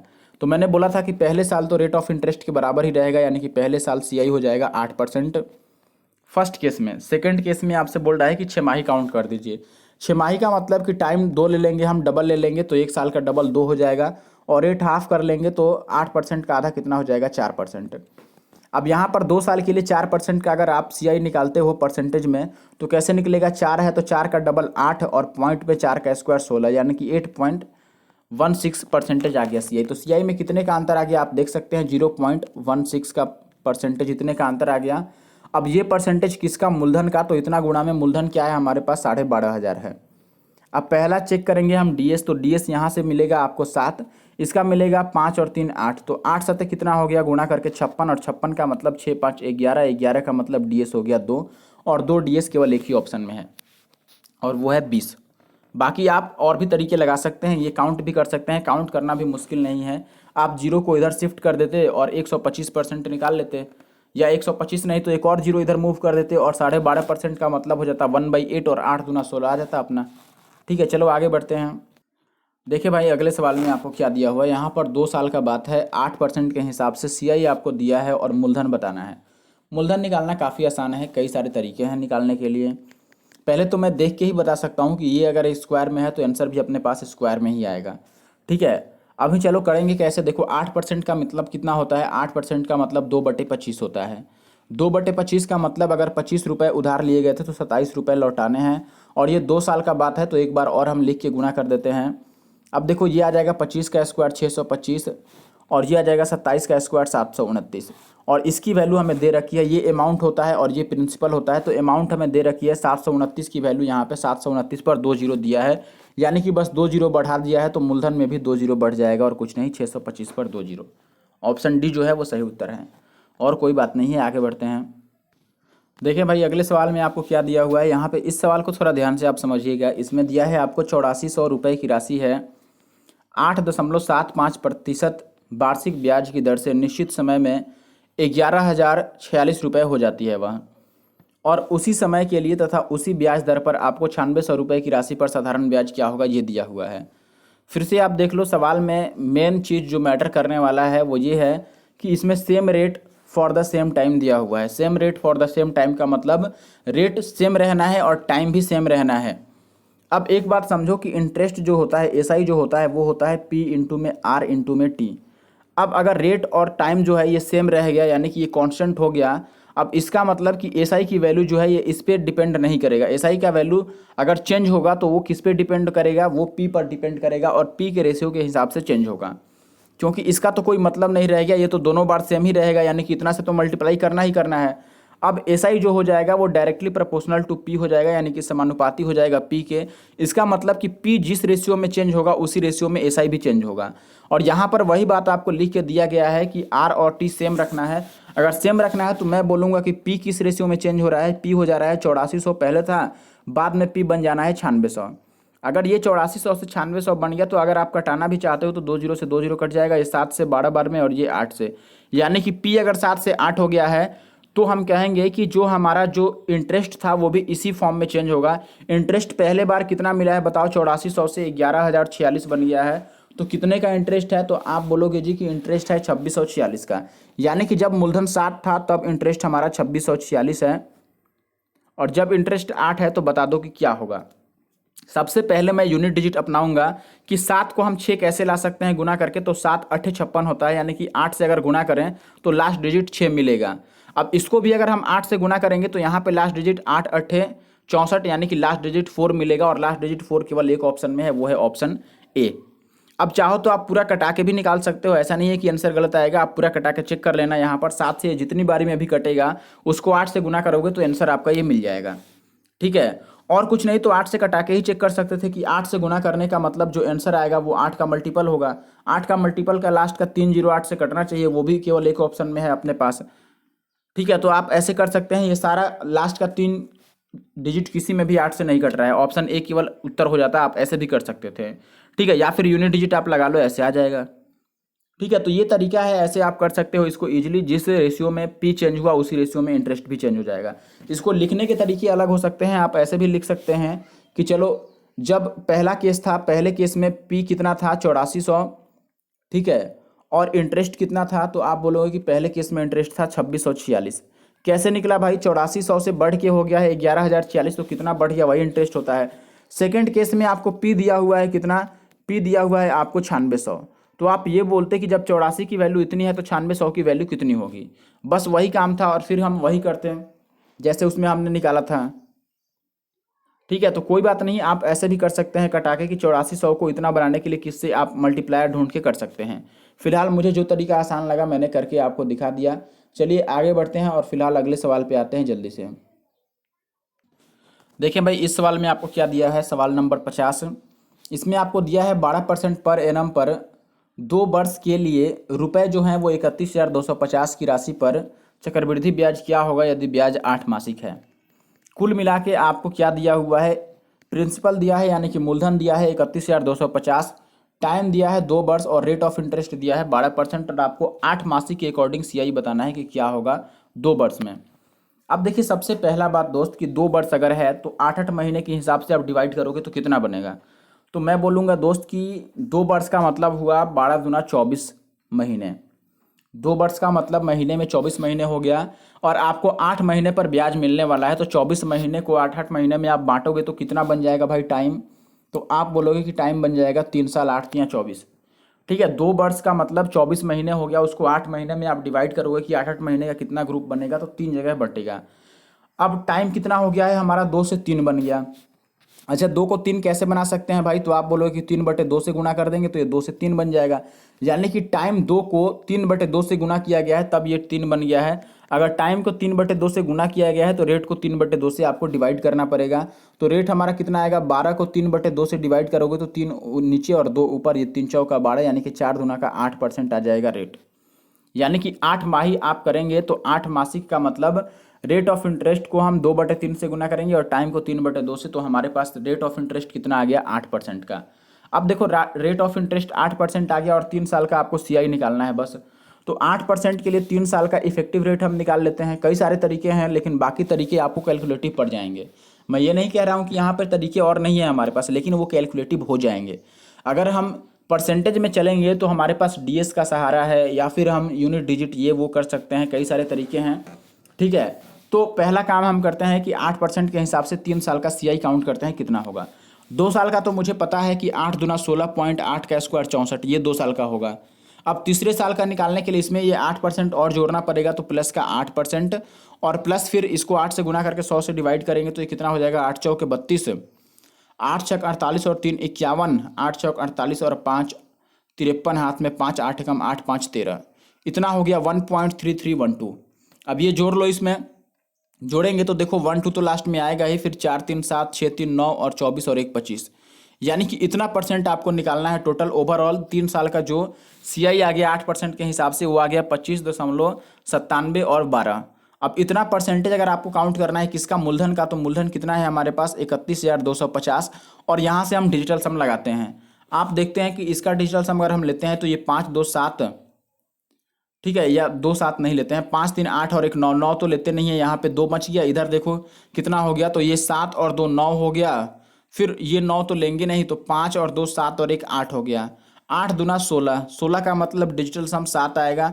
अब देख लो 7 किस में बन रहा है डिजिटल सम, इसमें देखोगे तो 8 और 1 9 तो लेते नहीं है, 6 बच गया, यहाँ पर 8 और 1 9 लेते नहीं है, तो 6 5 11 का 2 बन गया। पहले ऑप्शन में 8 और 1 9 हटा देते हैं तो 6 ही बन रहा है, जो कि होगा नहीं। तीसरे ऑप्शन में 8 और 1 9 हटा देंगे तो 16 बचेगा, जिसका मतलब 6 और 1 7 हो रहा है और डिजिटल सम 7 आ रहा है, यानी कि ऑप्शन सी जो है वो सही उत्तर है। ठीक है, तो इसमें कैलकुलेशन हम इसी तरीके से आसान कर सकते हैं, वरना तो आपको पूरा कैलकुलेट करने से कोई नहीं रोक सकता है। ठीक है, आप दूसरे तरीके लगाओगे, तरीके और भी हैं, ट्री मेथड है, या फिर आप रेशियो लगा सकते हैं, लेकिन हर एक में आपको मुश्किल पड़ेगा, आपको कैलकुलेटिव होगा सवाल। आगे बढ़ते हैं। देखें भाई, इस सवाल में आपको क्या दे दिया गया है। यहाँ पे आपको दिया गया है कि 50,000 रुपये, सॉरी 5,000 है, 5,000 की राशि को दो भागों में इस प्रकार डिवाइड करना है कि 4 सही 1/5 वर्षों में 6 सही 2/3% प्रति वर्ष के ब्याज दर पर पहले भाग पर साधारण ब्याज जो है वो दूसरे भाग पर 4% प्रति वर्ष की ब्याज दर से 2 सही 3/4 वर्ष के लिए साधारण ब्याज का डबल होना है। तो दोनों भाग में अंतर क्या होगा। अब इसको करने के तरीके में देखो, कुछ लोग तो कहेंगे कि पहले भाग को x मान लो और दूसरे भाग को मान लो 5,000 माइनस में x, फिर निकाल लो कि इसका ये RT% SI बनता है और इसका भी RT% निकाल लो SI और इसका डबल करके और इक्वेशन बना के सॉल्व कर लो। x का मान निकाल लो, फिर 5,000 माइनस x निकाल लो और दोनों को घटा के आंसर बता दो। लेकिन मैं कहूँगा कि इतना करने की जरूरत नहीं है। क्यों नहीं है? क्योंकि आसान होता है कि अगर आप x और y दो ले लो। कुछ लोग कहेंगे कि नहीं दो ले लेंगे अगर x और y तो दो चर आ जाएंगे, दो वेरिएबल्स आ जाएंगे तो मुश्किल हो जाएगा सवाल। लेकिन मैं कह रहा हूँ कि अगर आप एक ही वेरिएबल x लेते हो और एक 5,000 माइनस x लेते हो तब आपके लिए मुश्किल होगा और कैलकुलेटिव होगा। मेरे अकॉर्डिंग अगर आप दो वेरिएबल यहाँ पे लेते हो ऐसे कंडीशन में x और y तो आपके लिए ईजी होगा, क्योंकि हम x और y का रेशियो निकाल लेंगे। देखो कैसे, मैंने मान लिया कि पहला जो पार्ट है 5,000 में से पहली जो राशि है वो है x। अगर पहली राशि x है तो आप बोलेंगे कि x का RT% लेना है, क्योंकि SI लेना है तो RT% हुआ। तो यहाँ पर टाइम कितना है, 5 चौके 20 और 1 21/5 ये समय हो गया। और रेट कितना है, 6 तियाँ 18 और 2 20/3 है। इतना बताना है। दूसरी तरफ हमने y ले लिया दूसरी वैल्यू, तो y का कितना होगा भाई, 4% का मतलब 4 और गुना में टाइम कितना है, तो आप बोलोगे 4 दूना 8 और 3 11/4 है। और दूसरे वाले का पहला वाला डबल है, यानी कि यहाँ पर 2 से गुना भी करना पड़ेगा, यानी कि दूसरे वाला जो ब्याज आएगा उसका 2 गुना है पहला, हमने 2 से गुना कर दिया। अब देखो जो कट रहा है कटा लो, तो आप बोलेंगे यहाँ पे 4 से 4 कट रहा है और यहाँ पर ये 5 चौके 20 कट रहा है और 7 तियाँ 21 भी कट रहा है, 3 सत्ते 21 और इस 2 से ये 2 दूना 4 कट रहा है, यानी कि ओवरऑल हमारे पास x/y कितना आ गया, उधर 11 रह गया, इधर 7 दूना 14। अब देखो ये पहला भाग अगर 11 है तो दूसरा भाग 14 है और हमें दोनों भाग में अंतर बताना है, तो 14 और 11 में अंतर 3 का है। तो हम ये कह सकते हैं यहीं से कि आंसर 3 से कटेगा और 3 से कटने वाला एक ही ऑप्शन है, वो है ऑप्शन सी, 600 रुपये। ठीक है, तो ऐसा नहीं है कि हम नहीं कर पाएंगे ऐसे। अब अगर आपको एग्जैक्ट वैल्यू निकालनी है तो आप दोनों को जोड़ लो, x और y आप मिलाओगे तो यहाँ पे 25 बन रहा है, तो आप बोलोगे कि 25 की वैल्यू सवाल में दे रखी है कितनी, 5,000। यानी कि ये कितना है भाई, 2 गुना करके 2 जीरो लगा हुआ है, यानी कि 200 से गुना किया गया है, तो 3 को भी हम 200 से गुना करेंगे तो 600 आ जाएगा। ऐसा नहीं है कि नहीं निकल पाएगा, लेकिन इतना करने से पहले हम एक बार चेक तो कर ही सकते थे कि 3 आ रहा है अंदर, तो 3 से कटने वाला आंसर होगा और ऐसा एक ही ऑप्शन है यहाँ पे। ठीक है, तो जो लोग भी सोचते हैं कि ये सारे ऑप्शन से जाने वाले तरीके एग्जाम हॉल में नहीं लगते हैं, तो मैं उनको बता दूं कि ये सारे तरीके एग्जाम हॉल में लगते हैं, लेकिन सब किसी से नहीं लगते। उसी व्यक्ति से ये लगेंगे जो व्यक्ति इन्हें डेली प्रैक्टिस में इम्प्लीमेंट करता है। अगर आप डेली प्रैक्टिस में इन्हें शामिल करते हैं, इन्हें आजमाते हैं डेली प्रैक्टिस में, जब आप क्वांट की प्रैक्टिस करते हैं या मॉक टेस्ट लगाते हैं, तब हो सकता है शुरू में आप स्लो हो जाएंगे इसके कारण, लेकिन जब ये लगातार आप करने लगेंगे तो आपको काफ़ी ज़्यादा इससे फ़ायदा मिलेगा और तभी आप एग्जाम हॉल के अंदर भी इसे इम्प्लीमेंट कर पाएंगे। वरना अगर आप केवल वीडियो देख लेते हैं किसी का कि अरे ऑप्शन से ऐसे बन सकता है वैसे बन सकता है, तो जब आप आराम से बैठ के बनाएंगे और दिमाग लगाएंगे तब तो कर ही पाएंगे, लेकिन मॉक टेस्ट में या फिर एग्जाम हॉल में नहीं कर पाएंगे। उसके लिए ज़रूरी है कि डेली प्रैक्टिस में लाना और मॉक टेस्ट के टाइम पर भी इनका यूज करना। चलिए आगे बढ़ते हैं। फिलहाल देखिए भाई, इस सवाल में आपको दिया गया कि 18,000 रुपये की राशि पर 10% प्रति वर्ष की ब्याज दर से चक्रवृद्धि ब्याज पर उधार दी जाती है। 18,000 की राशि 10% प्रति वर्ष के ब्याज दर से चक्रवृद्धि ब्याज पर उधार दी जाती है, तो तीसरे और चौथे वर्ष के लिए चक्रवृद्धि ब्याज के बीच का अंतर क्या होगा। यहाँ पर एक बात ध्यान से आप समझिएगा कि तीसरे यानी कि थर्ड एंड द फोर्थ बोला गया है। ऐसा नहीं है कि 3 सालों का और 4 सालों का नहीं बोल रहा है। अगर 3 साल का बोलता तो हम बोलते कि 10% के हिसाब से 3 साल का CI होता है 33.1 और 4 साल का CI होता है 46.41, और फिर हम अंतर देख के और 18,000 का अंतर निकाल देते हैं कितना परसेंट आया। लेकिन ऐसे गलत हो जाएगा, भले आंसर आ जाए लेकिन यहाँ पर आंसर भी नहीं आया, क्योंकि गलत करेंगे तो आंसर क्यों आएगा। मेन बात है कि तीसरे और चौथे का मतलब हुआ केवल तीसरे साल का आपको CI लेना है और चौथे साल का, ना कि पूरे 3 साल और 4 साल का नहीं लेना है।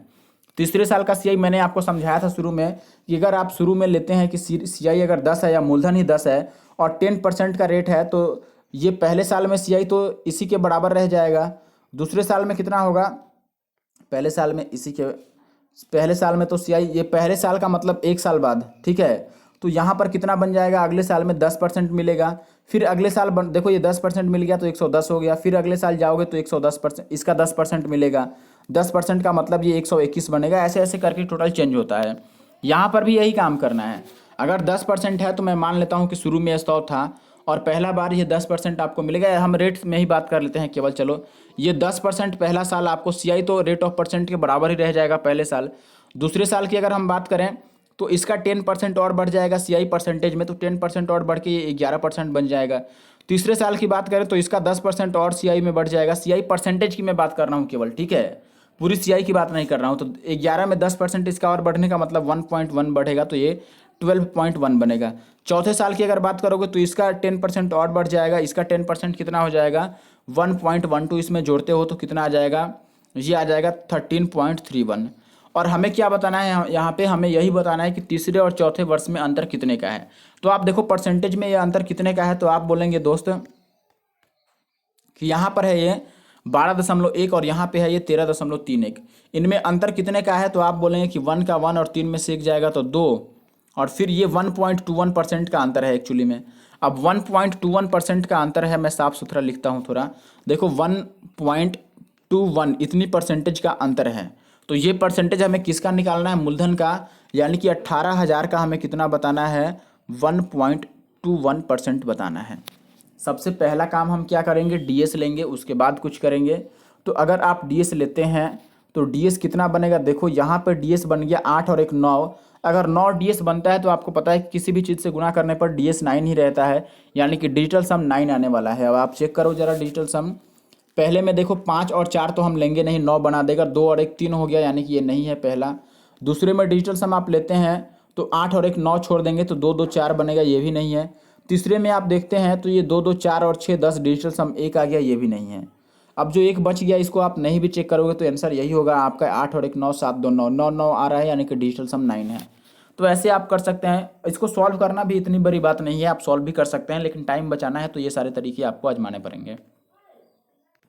देखिए भाई, इस सवाल में आपको क्या दिया गया है, यहाँ पे आपको बोला गया है कि 20% प्रति वर्ष के ब्याज दर के हिसाब से 2/2/5 साल के लिए 7200 रुपये की राशि पर चक्रवृद्धि ब्याज क्या है, ये पूर्णांक में निकटतम बताना है। अब देखिए, जब पूर्णांक में निकटतम दे दिया गया आपको लिख करके, इसका मतलब सीधा सीधा है कि ना तो आप डीएस अप्लाई कर पाओगे, ना ही आप ये देख पाओगे कि ये किसका मल्टीपल है। मल्टीपल कॉन्सेप्ट पे ही आप नहीं लगा सकते हो, ना ही आप यूनिट डिजिट लगा सकते हो, ना ही आप लास्ट 2 डिजिट लगा सकते हो। ये सारे तरीके यहाँ पर फेल करेंगे। क्यों फेल करेंगे, क्योंकि जो आंसर है वो एक्यूरेट आंसर नहीं है, एग्जैक्ट आंसर नहीं है, वो लगभग में है, अप्रॉक्सीमेट आंसर है। ठीक है, अप्रॉक्सीमेट का मतलब लगभग में उत्तर दिया गया है, वो एग्जैक्ट आंसर नहीं है, इसीलिए हम ये सारे तरीके नहीं लगा सकते हैं, यानी कि आपको कैलकुलेट करना पड़ेगा। अब अगर आंसर अप्रॉक्सीमेट है तो हम भी अप्रॉक्सीमेशन यूज कर सकते हैं, आंसर अप्रॉक्सीमेट निकाल सकते हैं, लगभग में उत्तर हम भी निकालेंगे। फिर चलो करके देखते हैं। सबसे पहला बात आप यहाँ पर एक बात समझ लो कि आपको टाइम दिया है 2 सही 2/5 साल। और ऐसा अब यहाँ से देखो 2018 के ये सारे सवाल शुरू हो रहे हैं, 2018 मेंस के। और 2018 के बाद टीसीएस जब से आई है तो ऐसे सीआई में साल जो हैं या टाइम जो है ऐसे पूर्णांक में पॉइंट में आना चालू हो गया है। तो यहाँ पे हम क्या कर सकते हैं, देखो 20% के हिसाब से आप 2 साल का पहले सीआई निकाल लो कितना होगा। तो 2 साल का अगर निकालना है सीआई तो परसेंटेज में अगर मैं बात करूं 2 साल के लिए तो सीआई परसेंटेज में कितना बनेगा, आप बोलोगे 20 दूना 40 और पॉइंट 20 का स्क्वायर 400, यानी कि इसमें 4 और जुड़ेगा तो ये 44 आ जाएगा। 44% 2 साल के लिए इफेक्टिव रेट होगा। अगर आप समतुल्य बट्टा पढ़े होंगे या इफेक्टिव रेट पढ़े होंगे, सक्सेसिव डिस्काउंट पढ़े होंगे, तो 20% के हिसाब से 2 बारी निकालोगे तो 44 आएगा, यानी कि सीआई 2 साल के लिए तो 44% बन गया। लेकिन अभी पता है कि आपको 2/5 साल और है, तो 2/5 साल का हम कैसे निकालेंगे, देखो एक पूरे साल में 20% का ब्याज मिलना है। अगर 2/5 ही साल रहे तो इसमें 20% के हिसाब से कितना ब्याज मिल जाएगा, तो 5 के 20 और 4 दूना 8% का ब्याज मिलेगा। ये बात आप समझ लो, ठीक है। अगर 2/5 साल की हम बात करें तो कितने परसेंट का ब्याज मिलेगा, हमें 8% का और ब्याज मिलेगा। तो ये हमारे पास 44% तो है ही, इसमें 8% और ऐड करना पड़ेगा। तो देखो अब पूरा निकालते हैं हम कि पूरा इतना समय के लिए रेट ऑफ इंटरेस्ट कितना बना या सीआई परसेंटेज में कितना बना। तो 44% तो 2 साल के लिए, प्लस में 8% और मिलाएंगे तो प्लस में ये 8 चौके 32 और 8 चौके 32 और 3 35 इतना हो जाएगा, और पॉइंट भी यहाँ पर आएगा। इसको जोड़ोगे तो 44 और 8 52 और 3 55 हो गया, 55.52%। ये आपको निकालना है। किसकी इतना परसेंट भाई निकालना है? तो ये निकालना है 7200 का, क्योंकि प्रिंसिपल का निकालते हैं तो 7200 का 55.52% आपको बताना है। अब मैंने शुरू में आपको बताया था दोस्त कि सबसे पहला काम जब भी पॉइंट के बाद यहाँ पर कुछ आ जाए तो ऐसे कंडीशन में मैंने आपको बोला था कि पहले आप इसको भूल जाओ और इसका केवल 55% निकालो। ऐसा सवाल मैंने पीछे एक सवाल तो जरूर किया है, ऐसा मैंने बोला भी था कि आगे ऐसा सवाल आपको मिलेगा। ठीक है, तो ये तो हटा दो, आप पहले 55% निकाल के देखो। अगर 7200 का हम 55% निकालते हैं तो 7200 का 1% कितना हो जाएगा? 72 ही हो जाएगा, ये 2 जीरो कट हो जाएगा। और 55% का मतलब 55 से गुना कराना, 55 से गुना करा दो। तो कैसे गुना करा सकते हैं? देखो, एक तो कि पहले 5 से गुना करा लें, फिर 11 से करा लेंगे। 5 से अगर इसको कराते हो तो 72 पचे कितना हो जाएगा? 7 पचे 35 और 2 पचे 10, 360 बन जाएगा। ठीक है, तो ये 360 को अब गुना करना रह गया 11 से। 5 से मैंने एक बार गुना करा दिया, 55 का मतलब 11 पचे 55, तो पहले मैंने 5 से 72 को गुना करा दिया। अब 11 से कराना आसान है, 0 का 0 और 6 का 6, 6 3 9 और 3 का 3। देखो 3960 रुपये आ गया। अब आप ये समझ लो कि 3960 रुपये जो है वो केवल 55% है। ठीक है, और अभी हमें 0.52% और निकालना है भाई। 0.52% का मतलब थोड़ा सा और ज़्यादा आएगा, 3960 से थोड़ा सा ज़्यादा। और 3960 से थोड़ा सा ज़्यादा एक ऑप्शन है, ऑप्शन डी। इतना से भी अगर आपका मन नहीं भरा, आपको नहीं समझ में आ रहा है, आप सोच रहे हैं कि इतना से भी गलती होने का चांस है, आपको एक्यूरेट आंसर चाहिए, तो आप देख लो कि 55% तो इतना आया ही आया है। और हमें निकालना क्या बाकी रह गया? तो और हमें 0.52% बाकी रह गया निकालना। 0.52 का मतलब लगभग आधा परसेंट, 0.5% समझ लो, 1% का आधा निकालना है। और किसका भाई? 7200 का। 7200 का 1% तो 72 ही था, इसका आधा यानी कि 36 और इसमें जोड़ लो भाई। अगर 36 और जोड़ लोगे तो ये बन जाएगा 3996 रुपये। 3996 के बिल्कुल करीब, ये बिल्कुल करीब उत्तर है 3996। 3996 के जो सबसे नज़दीकी है वो है 3997। और वो एक ज़्यादा क्यों आ रहा है? क्योंकि 0.52% निकालना था और हमने केवल 0.50% ही निकालना, आधा परसेंट ही निकाला। तो जो आंसर है वो है ऑप्शन डी। आप इतना निकाल के और करीब जा सकते हो, लेकिन अगर कॉन्फिडेंस है तो आप यहीं से आंसर मार्क कर देते, इतना करना नहीं पड़ता। चलो आगे बढ़ते हैं, अगले सवाल में आ जाते हैं। देखें भाई, अगले सवाल में आपको सवाल नंबर 54 में क्या दिया हुआ है? इंस्टॉलमेंट का सवाल आ गया है यहाँ पे। तो इंस्टॉलमेंट का शायद मैंने एक सवाल पिछली वीडियो में कराया था। देखो यहाँ पे क्या है कि एक 44,100 रुपये की ऋण को 2 बराबर वार्षिक किस्तों में वापस करना है। यदि ब्याज की दर 5% है, जो सालाना चक्रवृद्धि ब्याज है, तो कुल कितने ब्याज का भुगतान किया जाता है? यानी कि ब्याज कितना चुकाना पड़ा। तो इंस्टॉलमेंट में हम क्या अप्रोच रखते हैं? सबसे पहले 5% का रेट ऑफ इंटरेस्ट है, तो 5% का मतलब कितना हुआ? 1/20। ठीक है, 1/20 का मतलब क्या है कि अगर 20 रुपये उधार लिए गए थे तो इंटरेस्ट लगा के और आपको इंस्टॉलमेंट पहला भरना है 21 रुपये का, 20 पर 1 बढ़ा के देना है। ठीक है, अब 2 साल का बात है तो दूसरे साल में हम लेते हैं 20 का स्क्वायर और यहाँ पे 21 का स्क्वायर। अब देखो, ये होता है आपका प्रिंसिपल और ये होता है इंस्टॉलमेंट। ठीक है, और टोटल इंस्टॉलमेंट जोड़ते हैं हम तो हमने टोटल कितना रुपया चुकाया ये निकलता है, और ये टोटल जोड़ने से हमने कितना टोटल उधार लिया था ये निकलता है। तो अब देखो भाई, यहाँ से मेन बात है कि इंस्टॉलमेंट सवाल में दिया है बराबर है कि 44,100 रुपये के 2 बराबर वार्षिक किस्त है, यानी कि किस्त बराबर है। यहाँ पर भी दिया है कि इंस्टॉलमेंट्स इच ऑफ 44,100, यानी कि जो इच इंस्टॉलमेंट है, प्रत्येक इंस्टॉलमेंट है वो बराबर है। अगर प्रत्येक इंस्टॉलमेंट बराबर है तो नीचे वाला इंस्टॉलमेंट हमारा 21 का स्क्वायर है, तो ऊपर वाले भी 21 का स्क्वायर लाना पड़ेगा। 21 का स्क्वायर का मतलब ऊपर वाले को आपको 21 से गुना कराना पड़ेगा। अगर हम ऊपर वाले इंस्टॉलमेंट को 21 से गुना करा रहे हैं तो प्रिंसिपल को भी 21 से गुना कराना पड़ेगा। अब देखो यहाँ से टोटल प्रिंसिपल कितना मिल गया? ये 21 दूना 42 है, यानी कि 420 है। और ये अपना 20 का स्क्वायर 400 है, तो टोटल हमारा प्रिंसिपल बन गया 4,4,820। और हमारा इंस्टॉलमेंट मिला के टोटल कितना चुकाया हमने? ये 441 है। ठीक है, और ओवरऑल 441 2 बार आया है, नीचे भी 441 ही है, 21 का स्क्वायर, तो 441 का मतलब हो गया 882। अब देखो, हमने 820 रुपये उधार लिए थे और 882 रुपये हमने उसको चुकाया, तो कितने का ब्याज चुका दिया? तो आप घटाओगे तो 2 का 2 और 8 में से 2 जाएगा, तो 62 रुपये का ब्याज चुकाया। यानी कि आंसर जो आएगा वो 62 से कटने वाला आएगा, और ऐसा एक ऑप्शन आपको दिख रहा है 62 से कटने वाला। लेकिन बाकी को हमने चेक नहीं किया है, हो सकता है कि बाकी 62 से कट भी जाए। अगर आपको पूरा सॉल्व करना है तो आप क्या करोगे? पूरा सॉल्व करना है तो यहाँ से आप बोलोगे दोस्त कि हमारे पास जो इंस्टॉलमेंट आया है वो प्रत्येक इंस्टॉलमेंट है 441 रुपये का, लेकिन सवाल में जो इंस्टॉलमेंट दिया है वो 441 पर 2 जीरो और दिया है, यानी कि हमारा इंस्टॉलमेंट जो है 441 का, ये सवाल के हिसाब से बराबर है 441 पर 2 जीरो के, यानी कि आप देख सकते हैं यहाँ से 2 जीरो एक्स्ट्रा हो रहा है।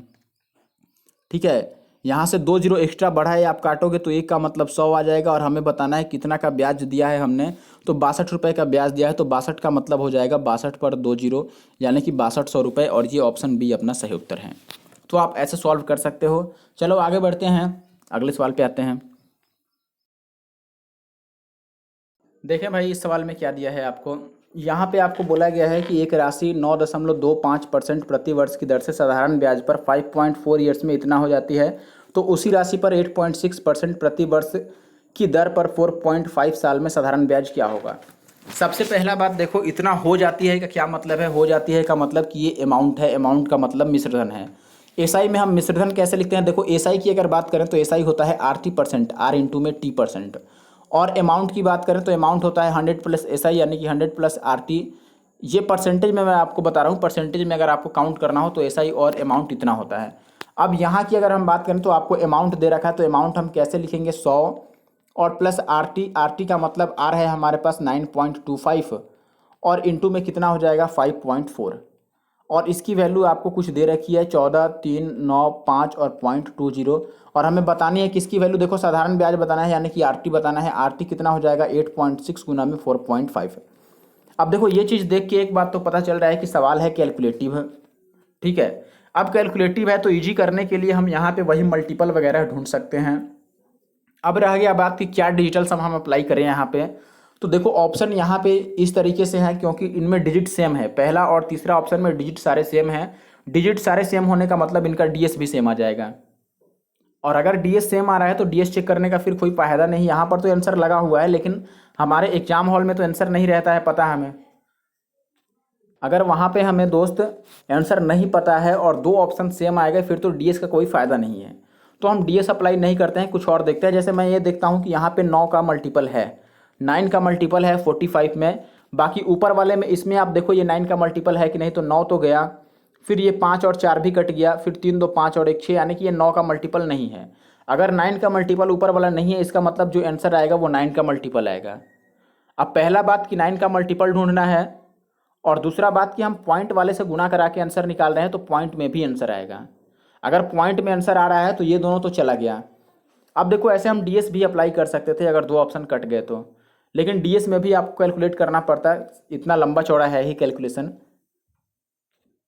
चलो देखते हैं बाकी जो दो ऑप्शन बचा उसमें से 9 का मल्टीपल कौन है।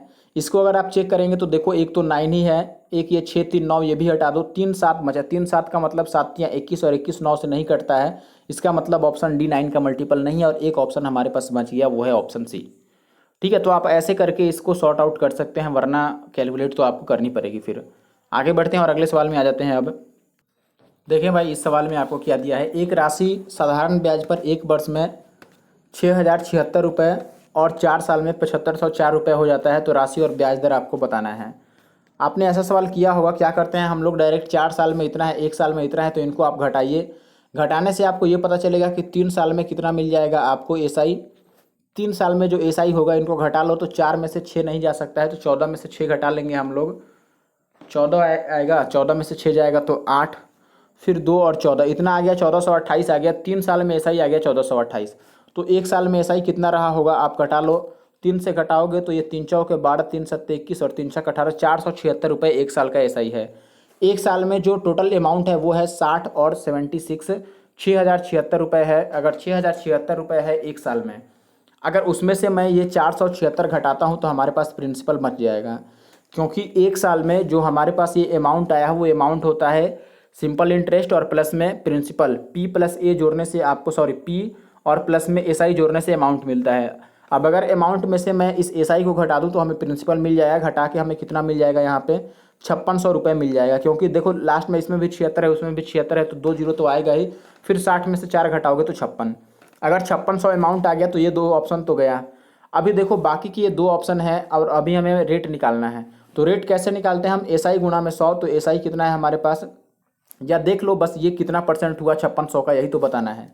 476 प्रिंसिपल यानी कि 5600 का कितना परसेंट है, बस ये हमें काउंट करना है। देखो ये 2 जीरो तो 2 जीरो आगे आप काट भी सकते हैं, लेकिन मैं कहूँगा कि ऑप्शन में से एक ऑप्शन में 9 है, तो आप चेक कर लो कि क्या हमारा आंसर 9 का मल्टीपल हो सकता है। 56 में तो 9 नहीं है, इसकी बात ही हटा दो, इसमें 9 है, आप बताओ। तो आप बोलोगे कि 7 6 13 और 4 17 का मतलब हो गया 9 नहीं है, क्योंकि 17 9 से नहीं कटता है। इसमें भी 9 नहीं है, इसमें भी 9 नहीं है, इसका मतलब आंसर 9 का मल्टीपल नहीं आ सकता है, और 9 का मल्टीपल इस ऑप्शन में है तो वो नहीं होगा, ऑप्शन ए हमारा आंसर हो गया। तो आप ऑप्शन को एलिमिनेट करना सीखिए, वरना टाइम आप जरूर से ज़रूर ज़्यादा गंवा देंगे, और ज़्यादा समय अगर आप लगाते हैं तो डेफिनेटली 100 क्वेश्चन तो आप टारगेट नहीं कर पाएंगे दिए गए समय में। ठीक है, तो ये सारे तरीके आपको आजमाने पड़ेंगे, और ये तरीके कब आप इम्प्लीमेंट कर पाएंगे, जब आप रेगुलर प्रैक्टिस में इन्हें शामिल करेंगे। देखें भाई, इस सवाल में आपको दिया गया है 10,500 की राशि जो है वो प्रति वर्ष साधारण ब्याज की दर से किसी निश्चित दर पर 3 सही 4/5 वर्षों में बढ़कर 13,825 रुपये हो जाती है। यदि ब्याज की दर जो है वो पहले से डबल कर दिया जाए तो राशि 5 वर्ष में कितना साधारण ब्याज देगी। ठीक है, अब आप पहले समझिए कि सवाल में आपको क्या दे रखा है और हमें क्या निकालना है। सबसे पहला बात कि आपको ये दिया गया है कि रेट पहले वाले का डबल होगा, और टाइम हमारे पास है कितना, 5%। अब देखिए, कुछ लोग जो ज़्यादा होशियार हैं, ज़्यादा दिमाग लगाने वाले हैं, वो बनाना शुरू करेंगे तो पहले रेट निकालेंगे, क्योंकि रेट कितना है ये तो पता करना पड़ेगा, तभी तो हमेशा ही निकाल सकते हैं। और पहले वाले में आपको यहाँ पर प्रिंसिपल दिया है, टाइम दिया है और अमाउंट दिया है, तो हम रेट निकाल सकते हैं। वहाँ से रेट निकालेंगे, फिर यहाँ से 80% आप निकाल सकते हैं रेट को 5 से गुना करा के, और डायरेक्ट प्रिंसिपल का उतना परसेंट निकाल सकते हैं मूलधन का। लेकिन इसमें रेट निकालने की यानी कि दर निकालने की ज़रूरत नहीं रहे है। क्यों ज़रूरत नहीं है, आप देखिए, बिना दर निकाले हम इसको बना सकते हैं। कैसे? पहला बात, आपको पता है कि एसआई कितना होता है, तो मैंने बोला था एसआई 80% होता है परसेंटेज में। तो अगर मैं परसेंटेज में बात करूं कि पहला बार एसआई कितना रहा होगा, तो आर तो हमें पता नहीं है, लेकिन टी पता है। ये टी कितना है, 5 या 15 4 19/5 है, यानी कि 19/5 और इंटू में आर, इतना रहा होगा हमारा पहला बार परसेंटेज में एसआई, जिसकी वैल्यू हमें दे रखी है 13। अच्छा, ये एसआई नहीं दिया है, जो हमें वैल्यू दिया है ये अमाउंट है, तो आप एसआई निकाल लो कि कितना बढ़ा है। देखो 10,500 को घटाओगे आप इसमें से तो कितना आ जाएगा, लास्ट में 25 और 8 में से 5 जाएगा तो 3 और 3 और, यानी कि 3325 आ रहा है हमारा। तो 3325 का हमारे पास एसआई मिला हुआ है, जो कि 80% के बराबर है। अब यहाँ से आप बात करते हो कि हमें निकालना क्या है, तो कह रहा है कि रेट को पहले से डबल कर लेना है, यानी कि 2R लेना है, और टाइम कितना है, दूसरा बार 5 साल है, यानी कि 5 दूना 10R की वैल्यू बतानी है हमें। हमें 19/5R की वैल्यू दी हुई है और हमें 10R की वैल्यू बतानी है। अब बस कैलकुलेट कर लो, ये कितना मल्टीप्लाई, इसको कितना गुना करने पर आएगा वैसे निकाल लो। पहला बात कि अगर आप डीएस निकालना चाहते हो तो इधर का डीएस कितना है, देखो, तो आप बोलोगे डीएस के लिए हम पहले क्या करते हैं कि इस 5 को उधर भेज देते हैं। इस 5 को उधर भेजेंगे तो इधर इनका डीएस कितना रह जाएगा, 9। लेकिन डीएस हमें गलत भी कर सकता है, क्योंकि यहाँ पर आर है, मेन बात है। आर क्या है हमें पता नहीं है, तो हमें डीएस में नहीं फंसना चाहिए पहले। चलो, हम यूनिट डिजिट कॉन्सेप्ट तो लगा ही सकते हैं। अगर 5 को मैं उधर भेज दूँ तो ये हो जाएगा 19R, और उधर आ जाएगा, आप 5 को इससे गुना करोगे तो लास्ट डिजिट 5 ही आएगा। मैं केवल यूनिट डिजिट पे काम कर रहा हूँ। अब देखो, इसमें लास्ट डिजिट 9 को आप किस चीज़ से गुना करोगे तो 5 आएगा, तो आप बोलेंगे, एक मिनट, हाँ बिल्कुल, आप बोलेंगे कि भाई 5 से गुना कराना पड़ेगा हमें। अगर 5 से ऐसे में गुना कराना पड़ा, लेकिन ऐसे भी गलत हो सकता है ना, हमारा आर का तो पता है नहीं हमें। अच्छा, एक मिनट, बिल्कुल, आर तो अगले वाले में भी तो है, 10R है, यहाँ पर भी तो आर आएगा, तो डीएस भी हम लगा सकते थे बिल्कुल, क्योंकि ये जो आर है ये अगले वाले में भी आर है। हमें 10R की तो वैल्यू बतानी है, तो ये आर तो यहाँ पर आएगा ही, तो ये रेशियो के अकॉर्डिंग ये तो कट ही गया। आप सीधा समझ लो कि 19 की वैल्यू इतना दी हुई है तो 10 की वैल्यू बतानी है। अब देखो, अगर 19 की वैल्यू अगर इतना दे रखा है 33 और 25 और गुणा में 5, मैं इस 5 को इधर ला दिया हूँ, तो इधर डीएस ले लो आप, कितना बन रहा है, देखो इधर डीएस 1 है, 9 तो लेते नहीं है, 1 डीएस है, तो इधर का आप डीएस निकालोगे तो ये हो जाएगा 3 3 6 और 2 8 और 5 13 4 5 चौके 20, यानी कि इधर डीएस 2 है। तो आप देख लो डीएस 2 किस में है, इसमें देखो 8 6 14 का डीएस हो गया, 5 और 7 12, यानी कि 3 नहीं हुआ, 8 5 13, तो 4 6 10 नहीं हुआ, यहाँ पर 7 4 11, यानी कि 2 8 10 नहीं हुआ। यहाँ पे देखो 8 7 15 5 20, डीएस 2 आ गया पहले ऑप्शन में, बस हो गया काम खत्म। अगर ऐसे नहीं करना है तो आप यूनिट डिजिट लगा सकते थे। देखो, आप फिर से समझ लो, अगर आपको समझने में किसी को कन्फ्यूजन हो रहा है तो मैंने बोला था दोस्त कि यहाँ पे टाइम जो है वो 19/5 है, और 19/5R की वैल्यू आपको दे रखी है कितना, 3325, ठीक है, और हमें 10R की वैल्यू बतानी है। तो आर दोनों में कॉमन है, आर से कोई फर्क नहीं पड़ता, यहाँ पे आर तो कट जाएगा, दोनों बार रेट ऑफ इंटरेस्ट सेम है, तो आर पे डिपेंड ही नहीं करेगा हमारा आंसर, क्योंकि रेट ऑफ इंटरेस्ट तो कांस्टेंट हो गया यहाँ पे, आर पे डिपेंड करेगा नहीं, बस टाइम पे डिपेंड करेगा। जब 19/5 टाइम के लिए हमारा इंटरेस्ट इतना है तो 10 टाइम के लिए इंटरेस्ट कितना होगा, यही बताना रह गया हमें। अब यहाँ से हम यूनिट डिजिट भी लगा सकते थे, देखो अगर आर आर कट ही गया है तो 5 को मैं उधर भेज दूँ तो 19 के लिए यूनिट डिजिट देखो 5 5 25, यानी कि लास्ट में 5 आ गया। 9 को क्या चीज़ से गुना करोगे तो लास्ट में 5 आ सकता है, तो आप बोलेंगे दोस्त कि 5 से ही गुना करेंगे तभी 5 आएगा। अगर 9 को 5 से गुना कर रहे हैं तो यहाँ पर भी मल्टीप्लाई होगा 5 से ही, तो आप ये कह सकते हो कि अगर 10 को 5 से मल्टीप्लाई कर रहे हैं तो लास्ट में 5 जीरो आएगा, बाकी जो रहा होगा वो तो रहा ही होगा, तो 5 जीरो केवल ऑप्शन ए में है। और इतना से भी आपको बात नहीं समझ में आया, आपको एग्जैक्ट आंसर चाहिए कि निकाल के दिखाओ, तो वो भी मैं कर देता हूं। मैंने आपको ये बोला कि 19/5 आर की वैल्यू दी हुई है, लेकिन आर दोनों में सेम है तो आर से मतलब नहीं है हमें, क्योंकि दोनों में वो कांस्टेंट हो गया। ठीक है, आप सीधा समझो कि इंटरेस्ट कितना है हमारे पास, पी आर टी है, ऐसा सवाल मैंने किया है। तो देखो इसमें दोनों टाइम पे प्रिंसिपल सेम है, आप देख रहे हैं कि 10,500 जो प्रिंसिपल है वो पहले बार भी था, दूसरे बार भी वही प्रिंसिपल लेना है, यानी कि प्रिंसिपल कांस्टेंट हो गया। रेट में कह रहा है कि रेट डबल हो जाना है। अच्छा, रेट डबल हो जाना है तो भी कोई बात नहीं है, 1:2 में हम डिवाइड कर लेंगे, बाकी तो सेम ही रहेगा, रेट भी गया, रेट केवल डबल हो रहा है, तो रेट को हमने 2 आर दूसरी बार लिया था तभी तो 10 किया था 5 वर्ष के हिसाब से, 5 दूना 10 आर कर दिया था। अब जो डिपेंड कर रहा है वो केवल टाइम पे कर रहा है बस। अब टाइम पे डिपेंड करने का मतलब पहला बार या आरटी पर ही अगर डिपेंड कर रहा है मान लो, तो आर तो हमें डबल कर लेना है, बाकी आर दूसरों दोनों बार सेम है।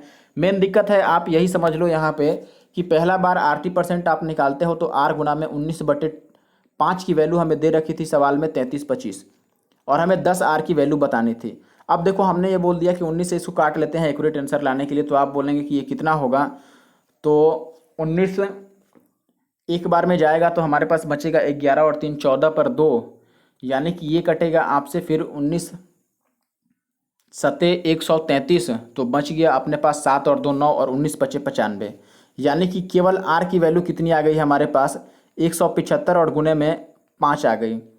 तो हमें 10 आर की वैल्यू बतानी है, यानी कि इधर 10 से गुना कर रहे हैं तो राइट साइड भी 10 से गुना कर लेंगे, तो ये 5 पचे 25 का 5 17 पचे 85 और 1 85 और 2 87, इस पर बस एक जीरो आएगा। देखो एक्यूरेट आंसर भी आ गया, ऐसा नहीं है कि नहीं आएगा, कुछ भी गलत नहीं है इसमें।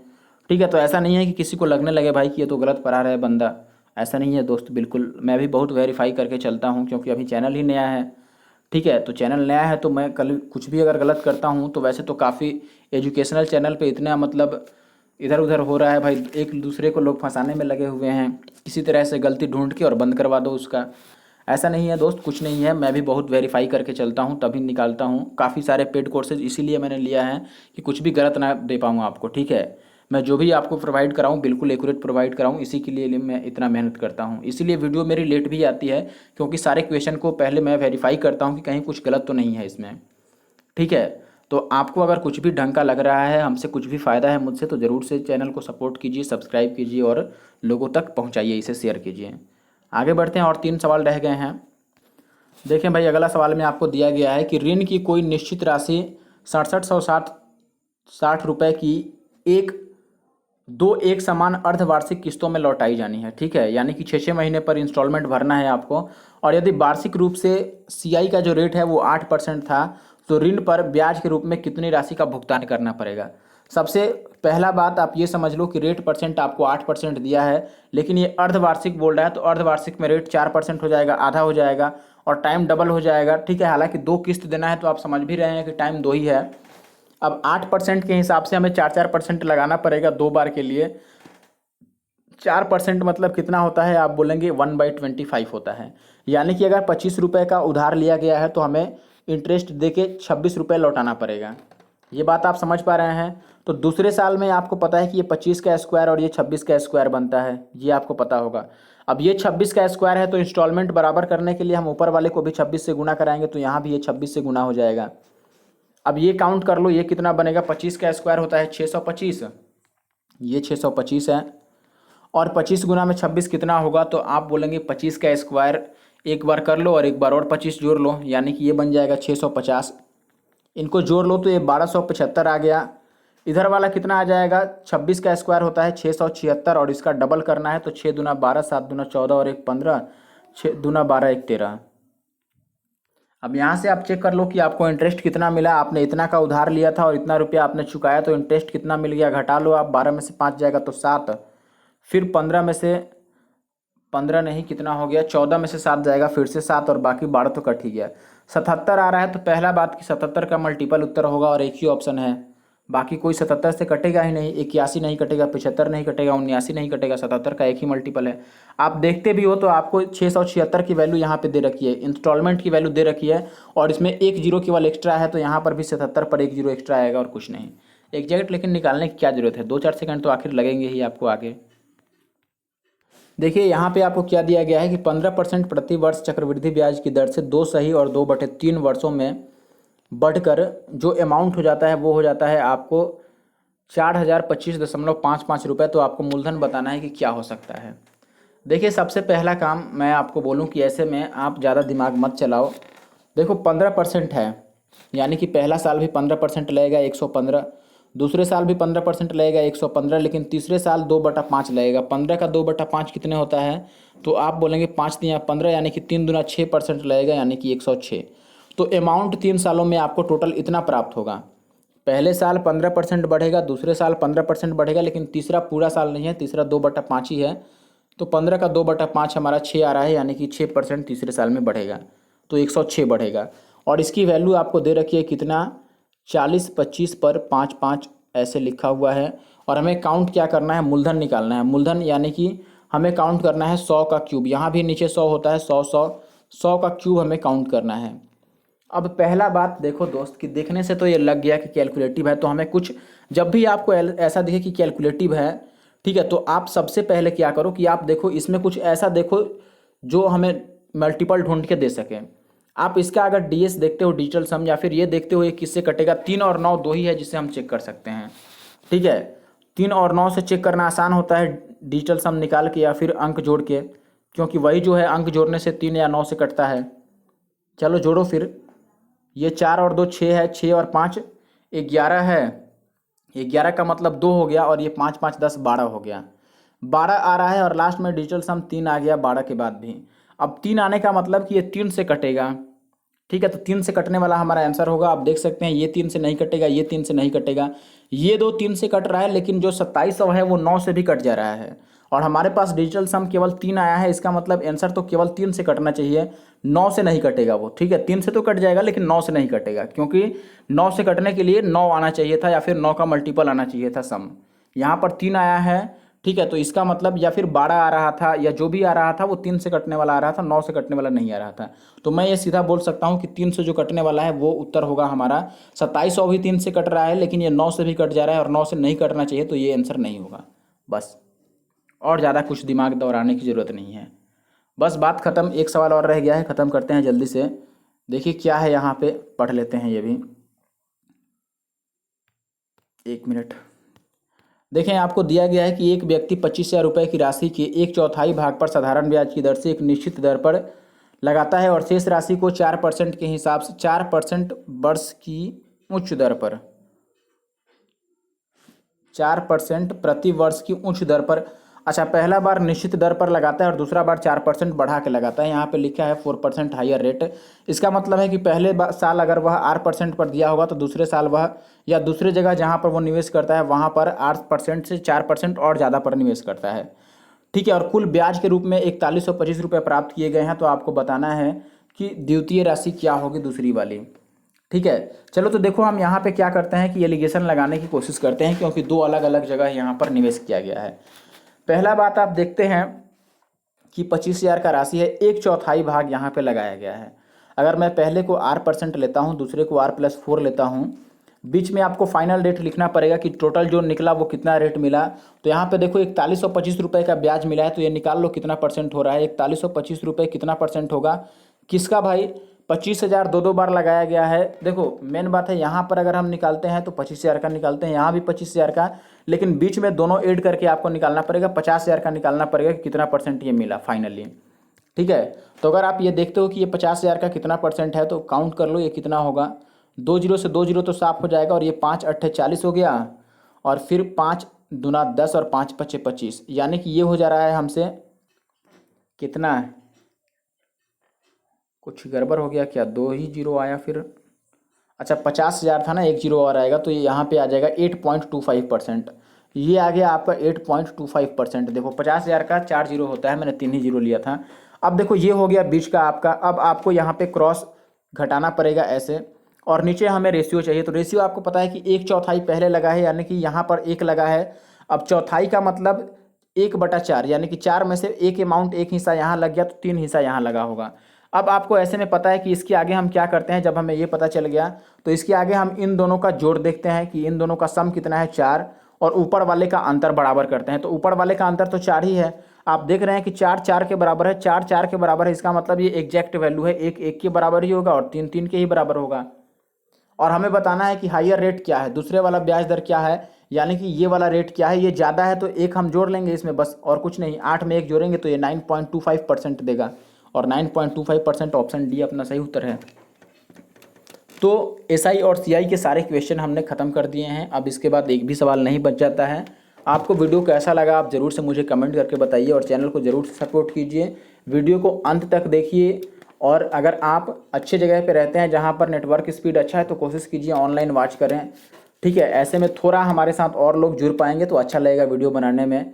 चलिए वीडियो को यहीं पे ख़त्म करते हैं, और वीडियो देखने के लिए आपका धन्यवाद। और रह गया मेंसुरेशन का बात, तो अगले 2 दिनों में मैं मेंसुरेशन शुरू करने वाला हूं। 1 से 2 दिन बाद आपका मेंसुरेशन मेंस का शुरू हो जाएगा। फिलहाल मेंसुरेशन के लिए मैं पवन राव सर की जो बुक है या उनकी पेड कोर्स की जो पीडीएफ होती है मेंसुरेशन की, उसे मैं सॉल्व कर रहा हूं। तो उसे आप ज़रूर से देखिए, उसमें काफ़ी अच्छे लेवल के आपको क्वेश्चन मिलेंगे, और प्रीवियस ईयर के लगभग सारे क्वेश्चन उसमें भी मिल जाएंगे। फिलहाल सेपरेट प्रीवियस ईयर के लिए वीडियो बनेगा मेंस का, और वो भी 2 दिन बाद वीडियो आपको जरूर से मिल जाएगा। 2 दिन बाद वीडियो बनाना चालू करेंगे तो हो सकता है आपको 2 दिन बाद तीसरे दिन मिल जाए। तो उसके लिए ज़रूर से आप चैनल पे बने रहिएगा, और अगर सब्सक्राइब नहीं किया है आपने तो सब्सक्राइब कर लीजिए, और टेलीग्राम ग्रुप को भी हमारे ज्वाइन कर लीजिएगा, उसका आपको लिंक मिल जाएगा डिस्क्रिप्शन बॉक्स में। चलिए थैंक यू फॉर वॉचिंग। और आपको पता है कि मेंस में इंग्लिश आती है, तो इंग्लिश के लिए भी मैं बहुत जल्दी कल से ही शुरू करने वाला हूं, कि जैसे मेरा डेली जीके का वीडियो आता है वैसे ही डेली इंग्लिश का वीडियो आएगा। और अगर टास्क ज़्यादा हो गया तो ऐसा होगा कि आपको वीक में 3 दिन जीके मिलेगा और 3 दिन इंग्लिश मिलेगी, लेकिन इंग्लिश आएगी ज़रूर, क्योंकि मेंस के लिए इंग्लिश ज़रूरी है, मुझे भी पता है। तो डेली 25 क्वेश्चन इंग्लिश का आपको मिलेगा। जीके का तो 15 या 20 ही क्वेश्चन मिलता है, लेकिन इंग्लिश का आपको एक्यूरेट 25 क्वेश्चन, 20 से ज़्यादा क्वेश्चन आपको हर एक वीडियो में मिलेगा। तो आप क्या चाहते हैं कि आप इंग्लिश की भी वीडियो आए, तो आप ज़रूर से मुझे कमेंट करके बताइएगा, लेकिन आएगी ज़रूर। आप कमेंट नहीं भी कीजिएगा तो भी इंग्लिश की वीडियो आएगी। चलिए थैंक यू फॉर वॉचिंग।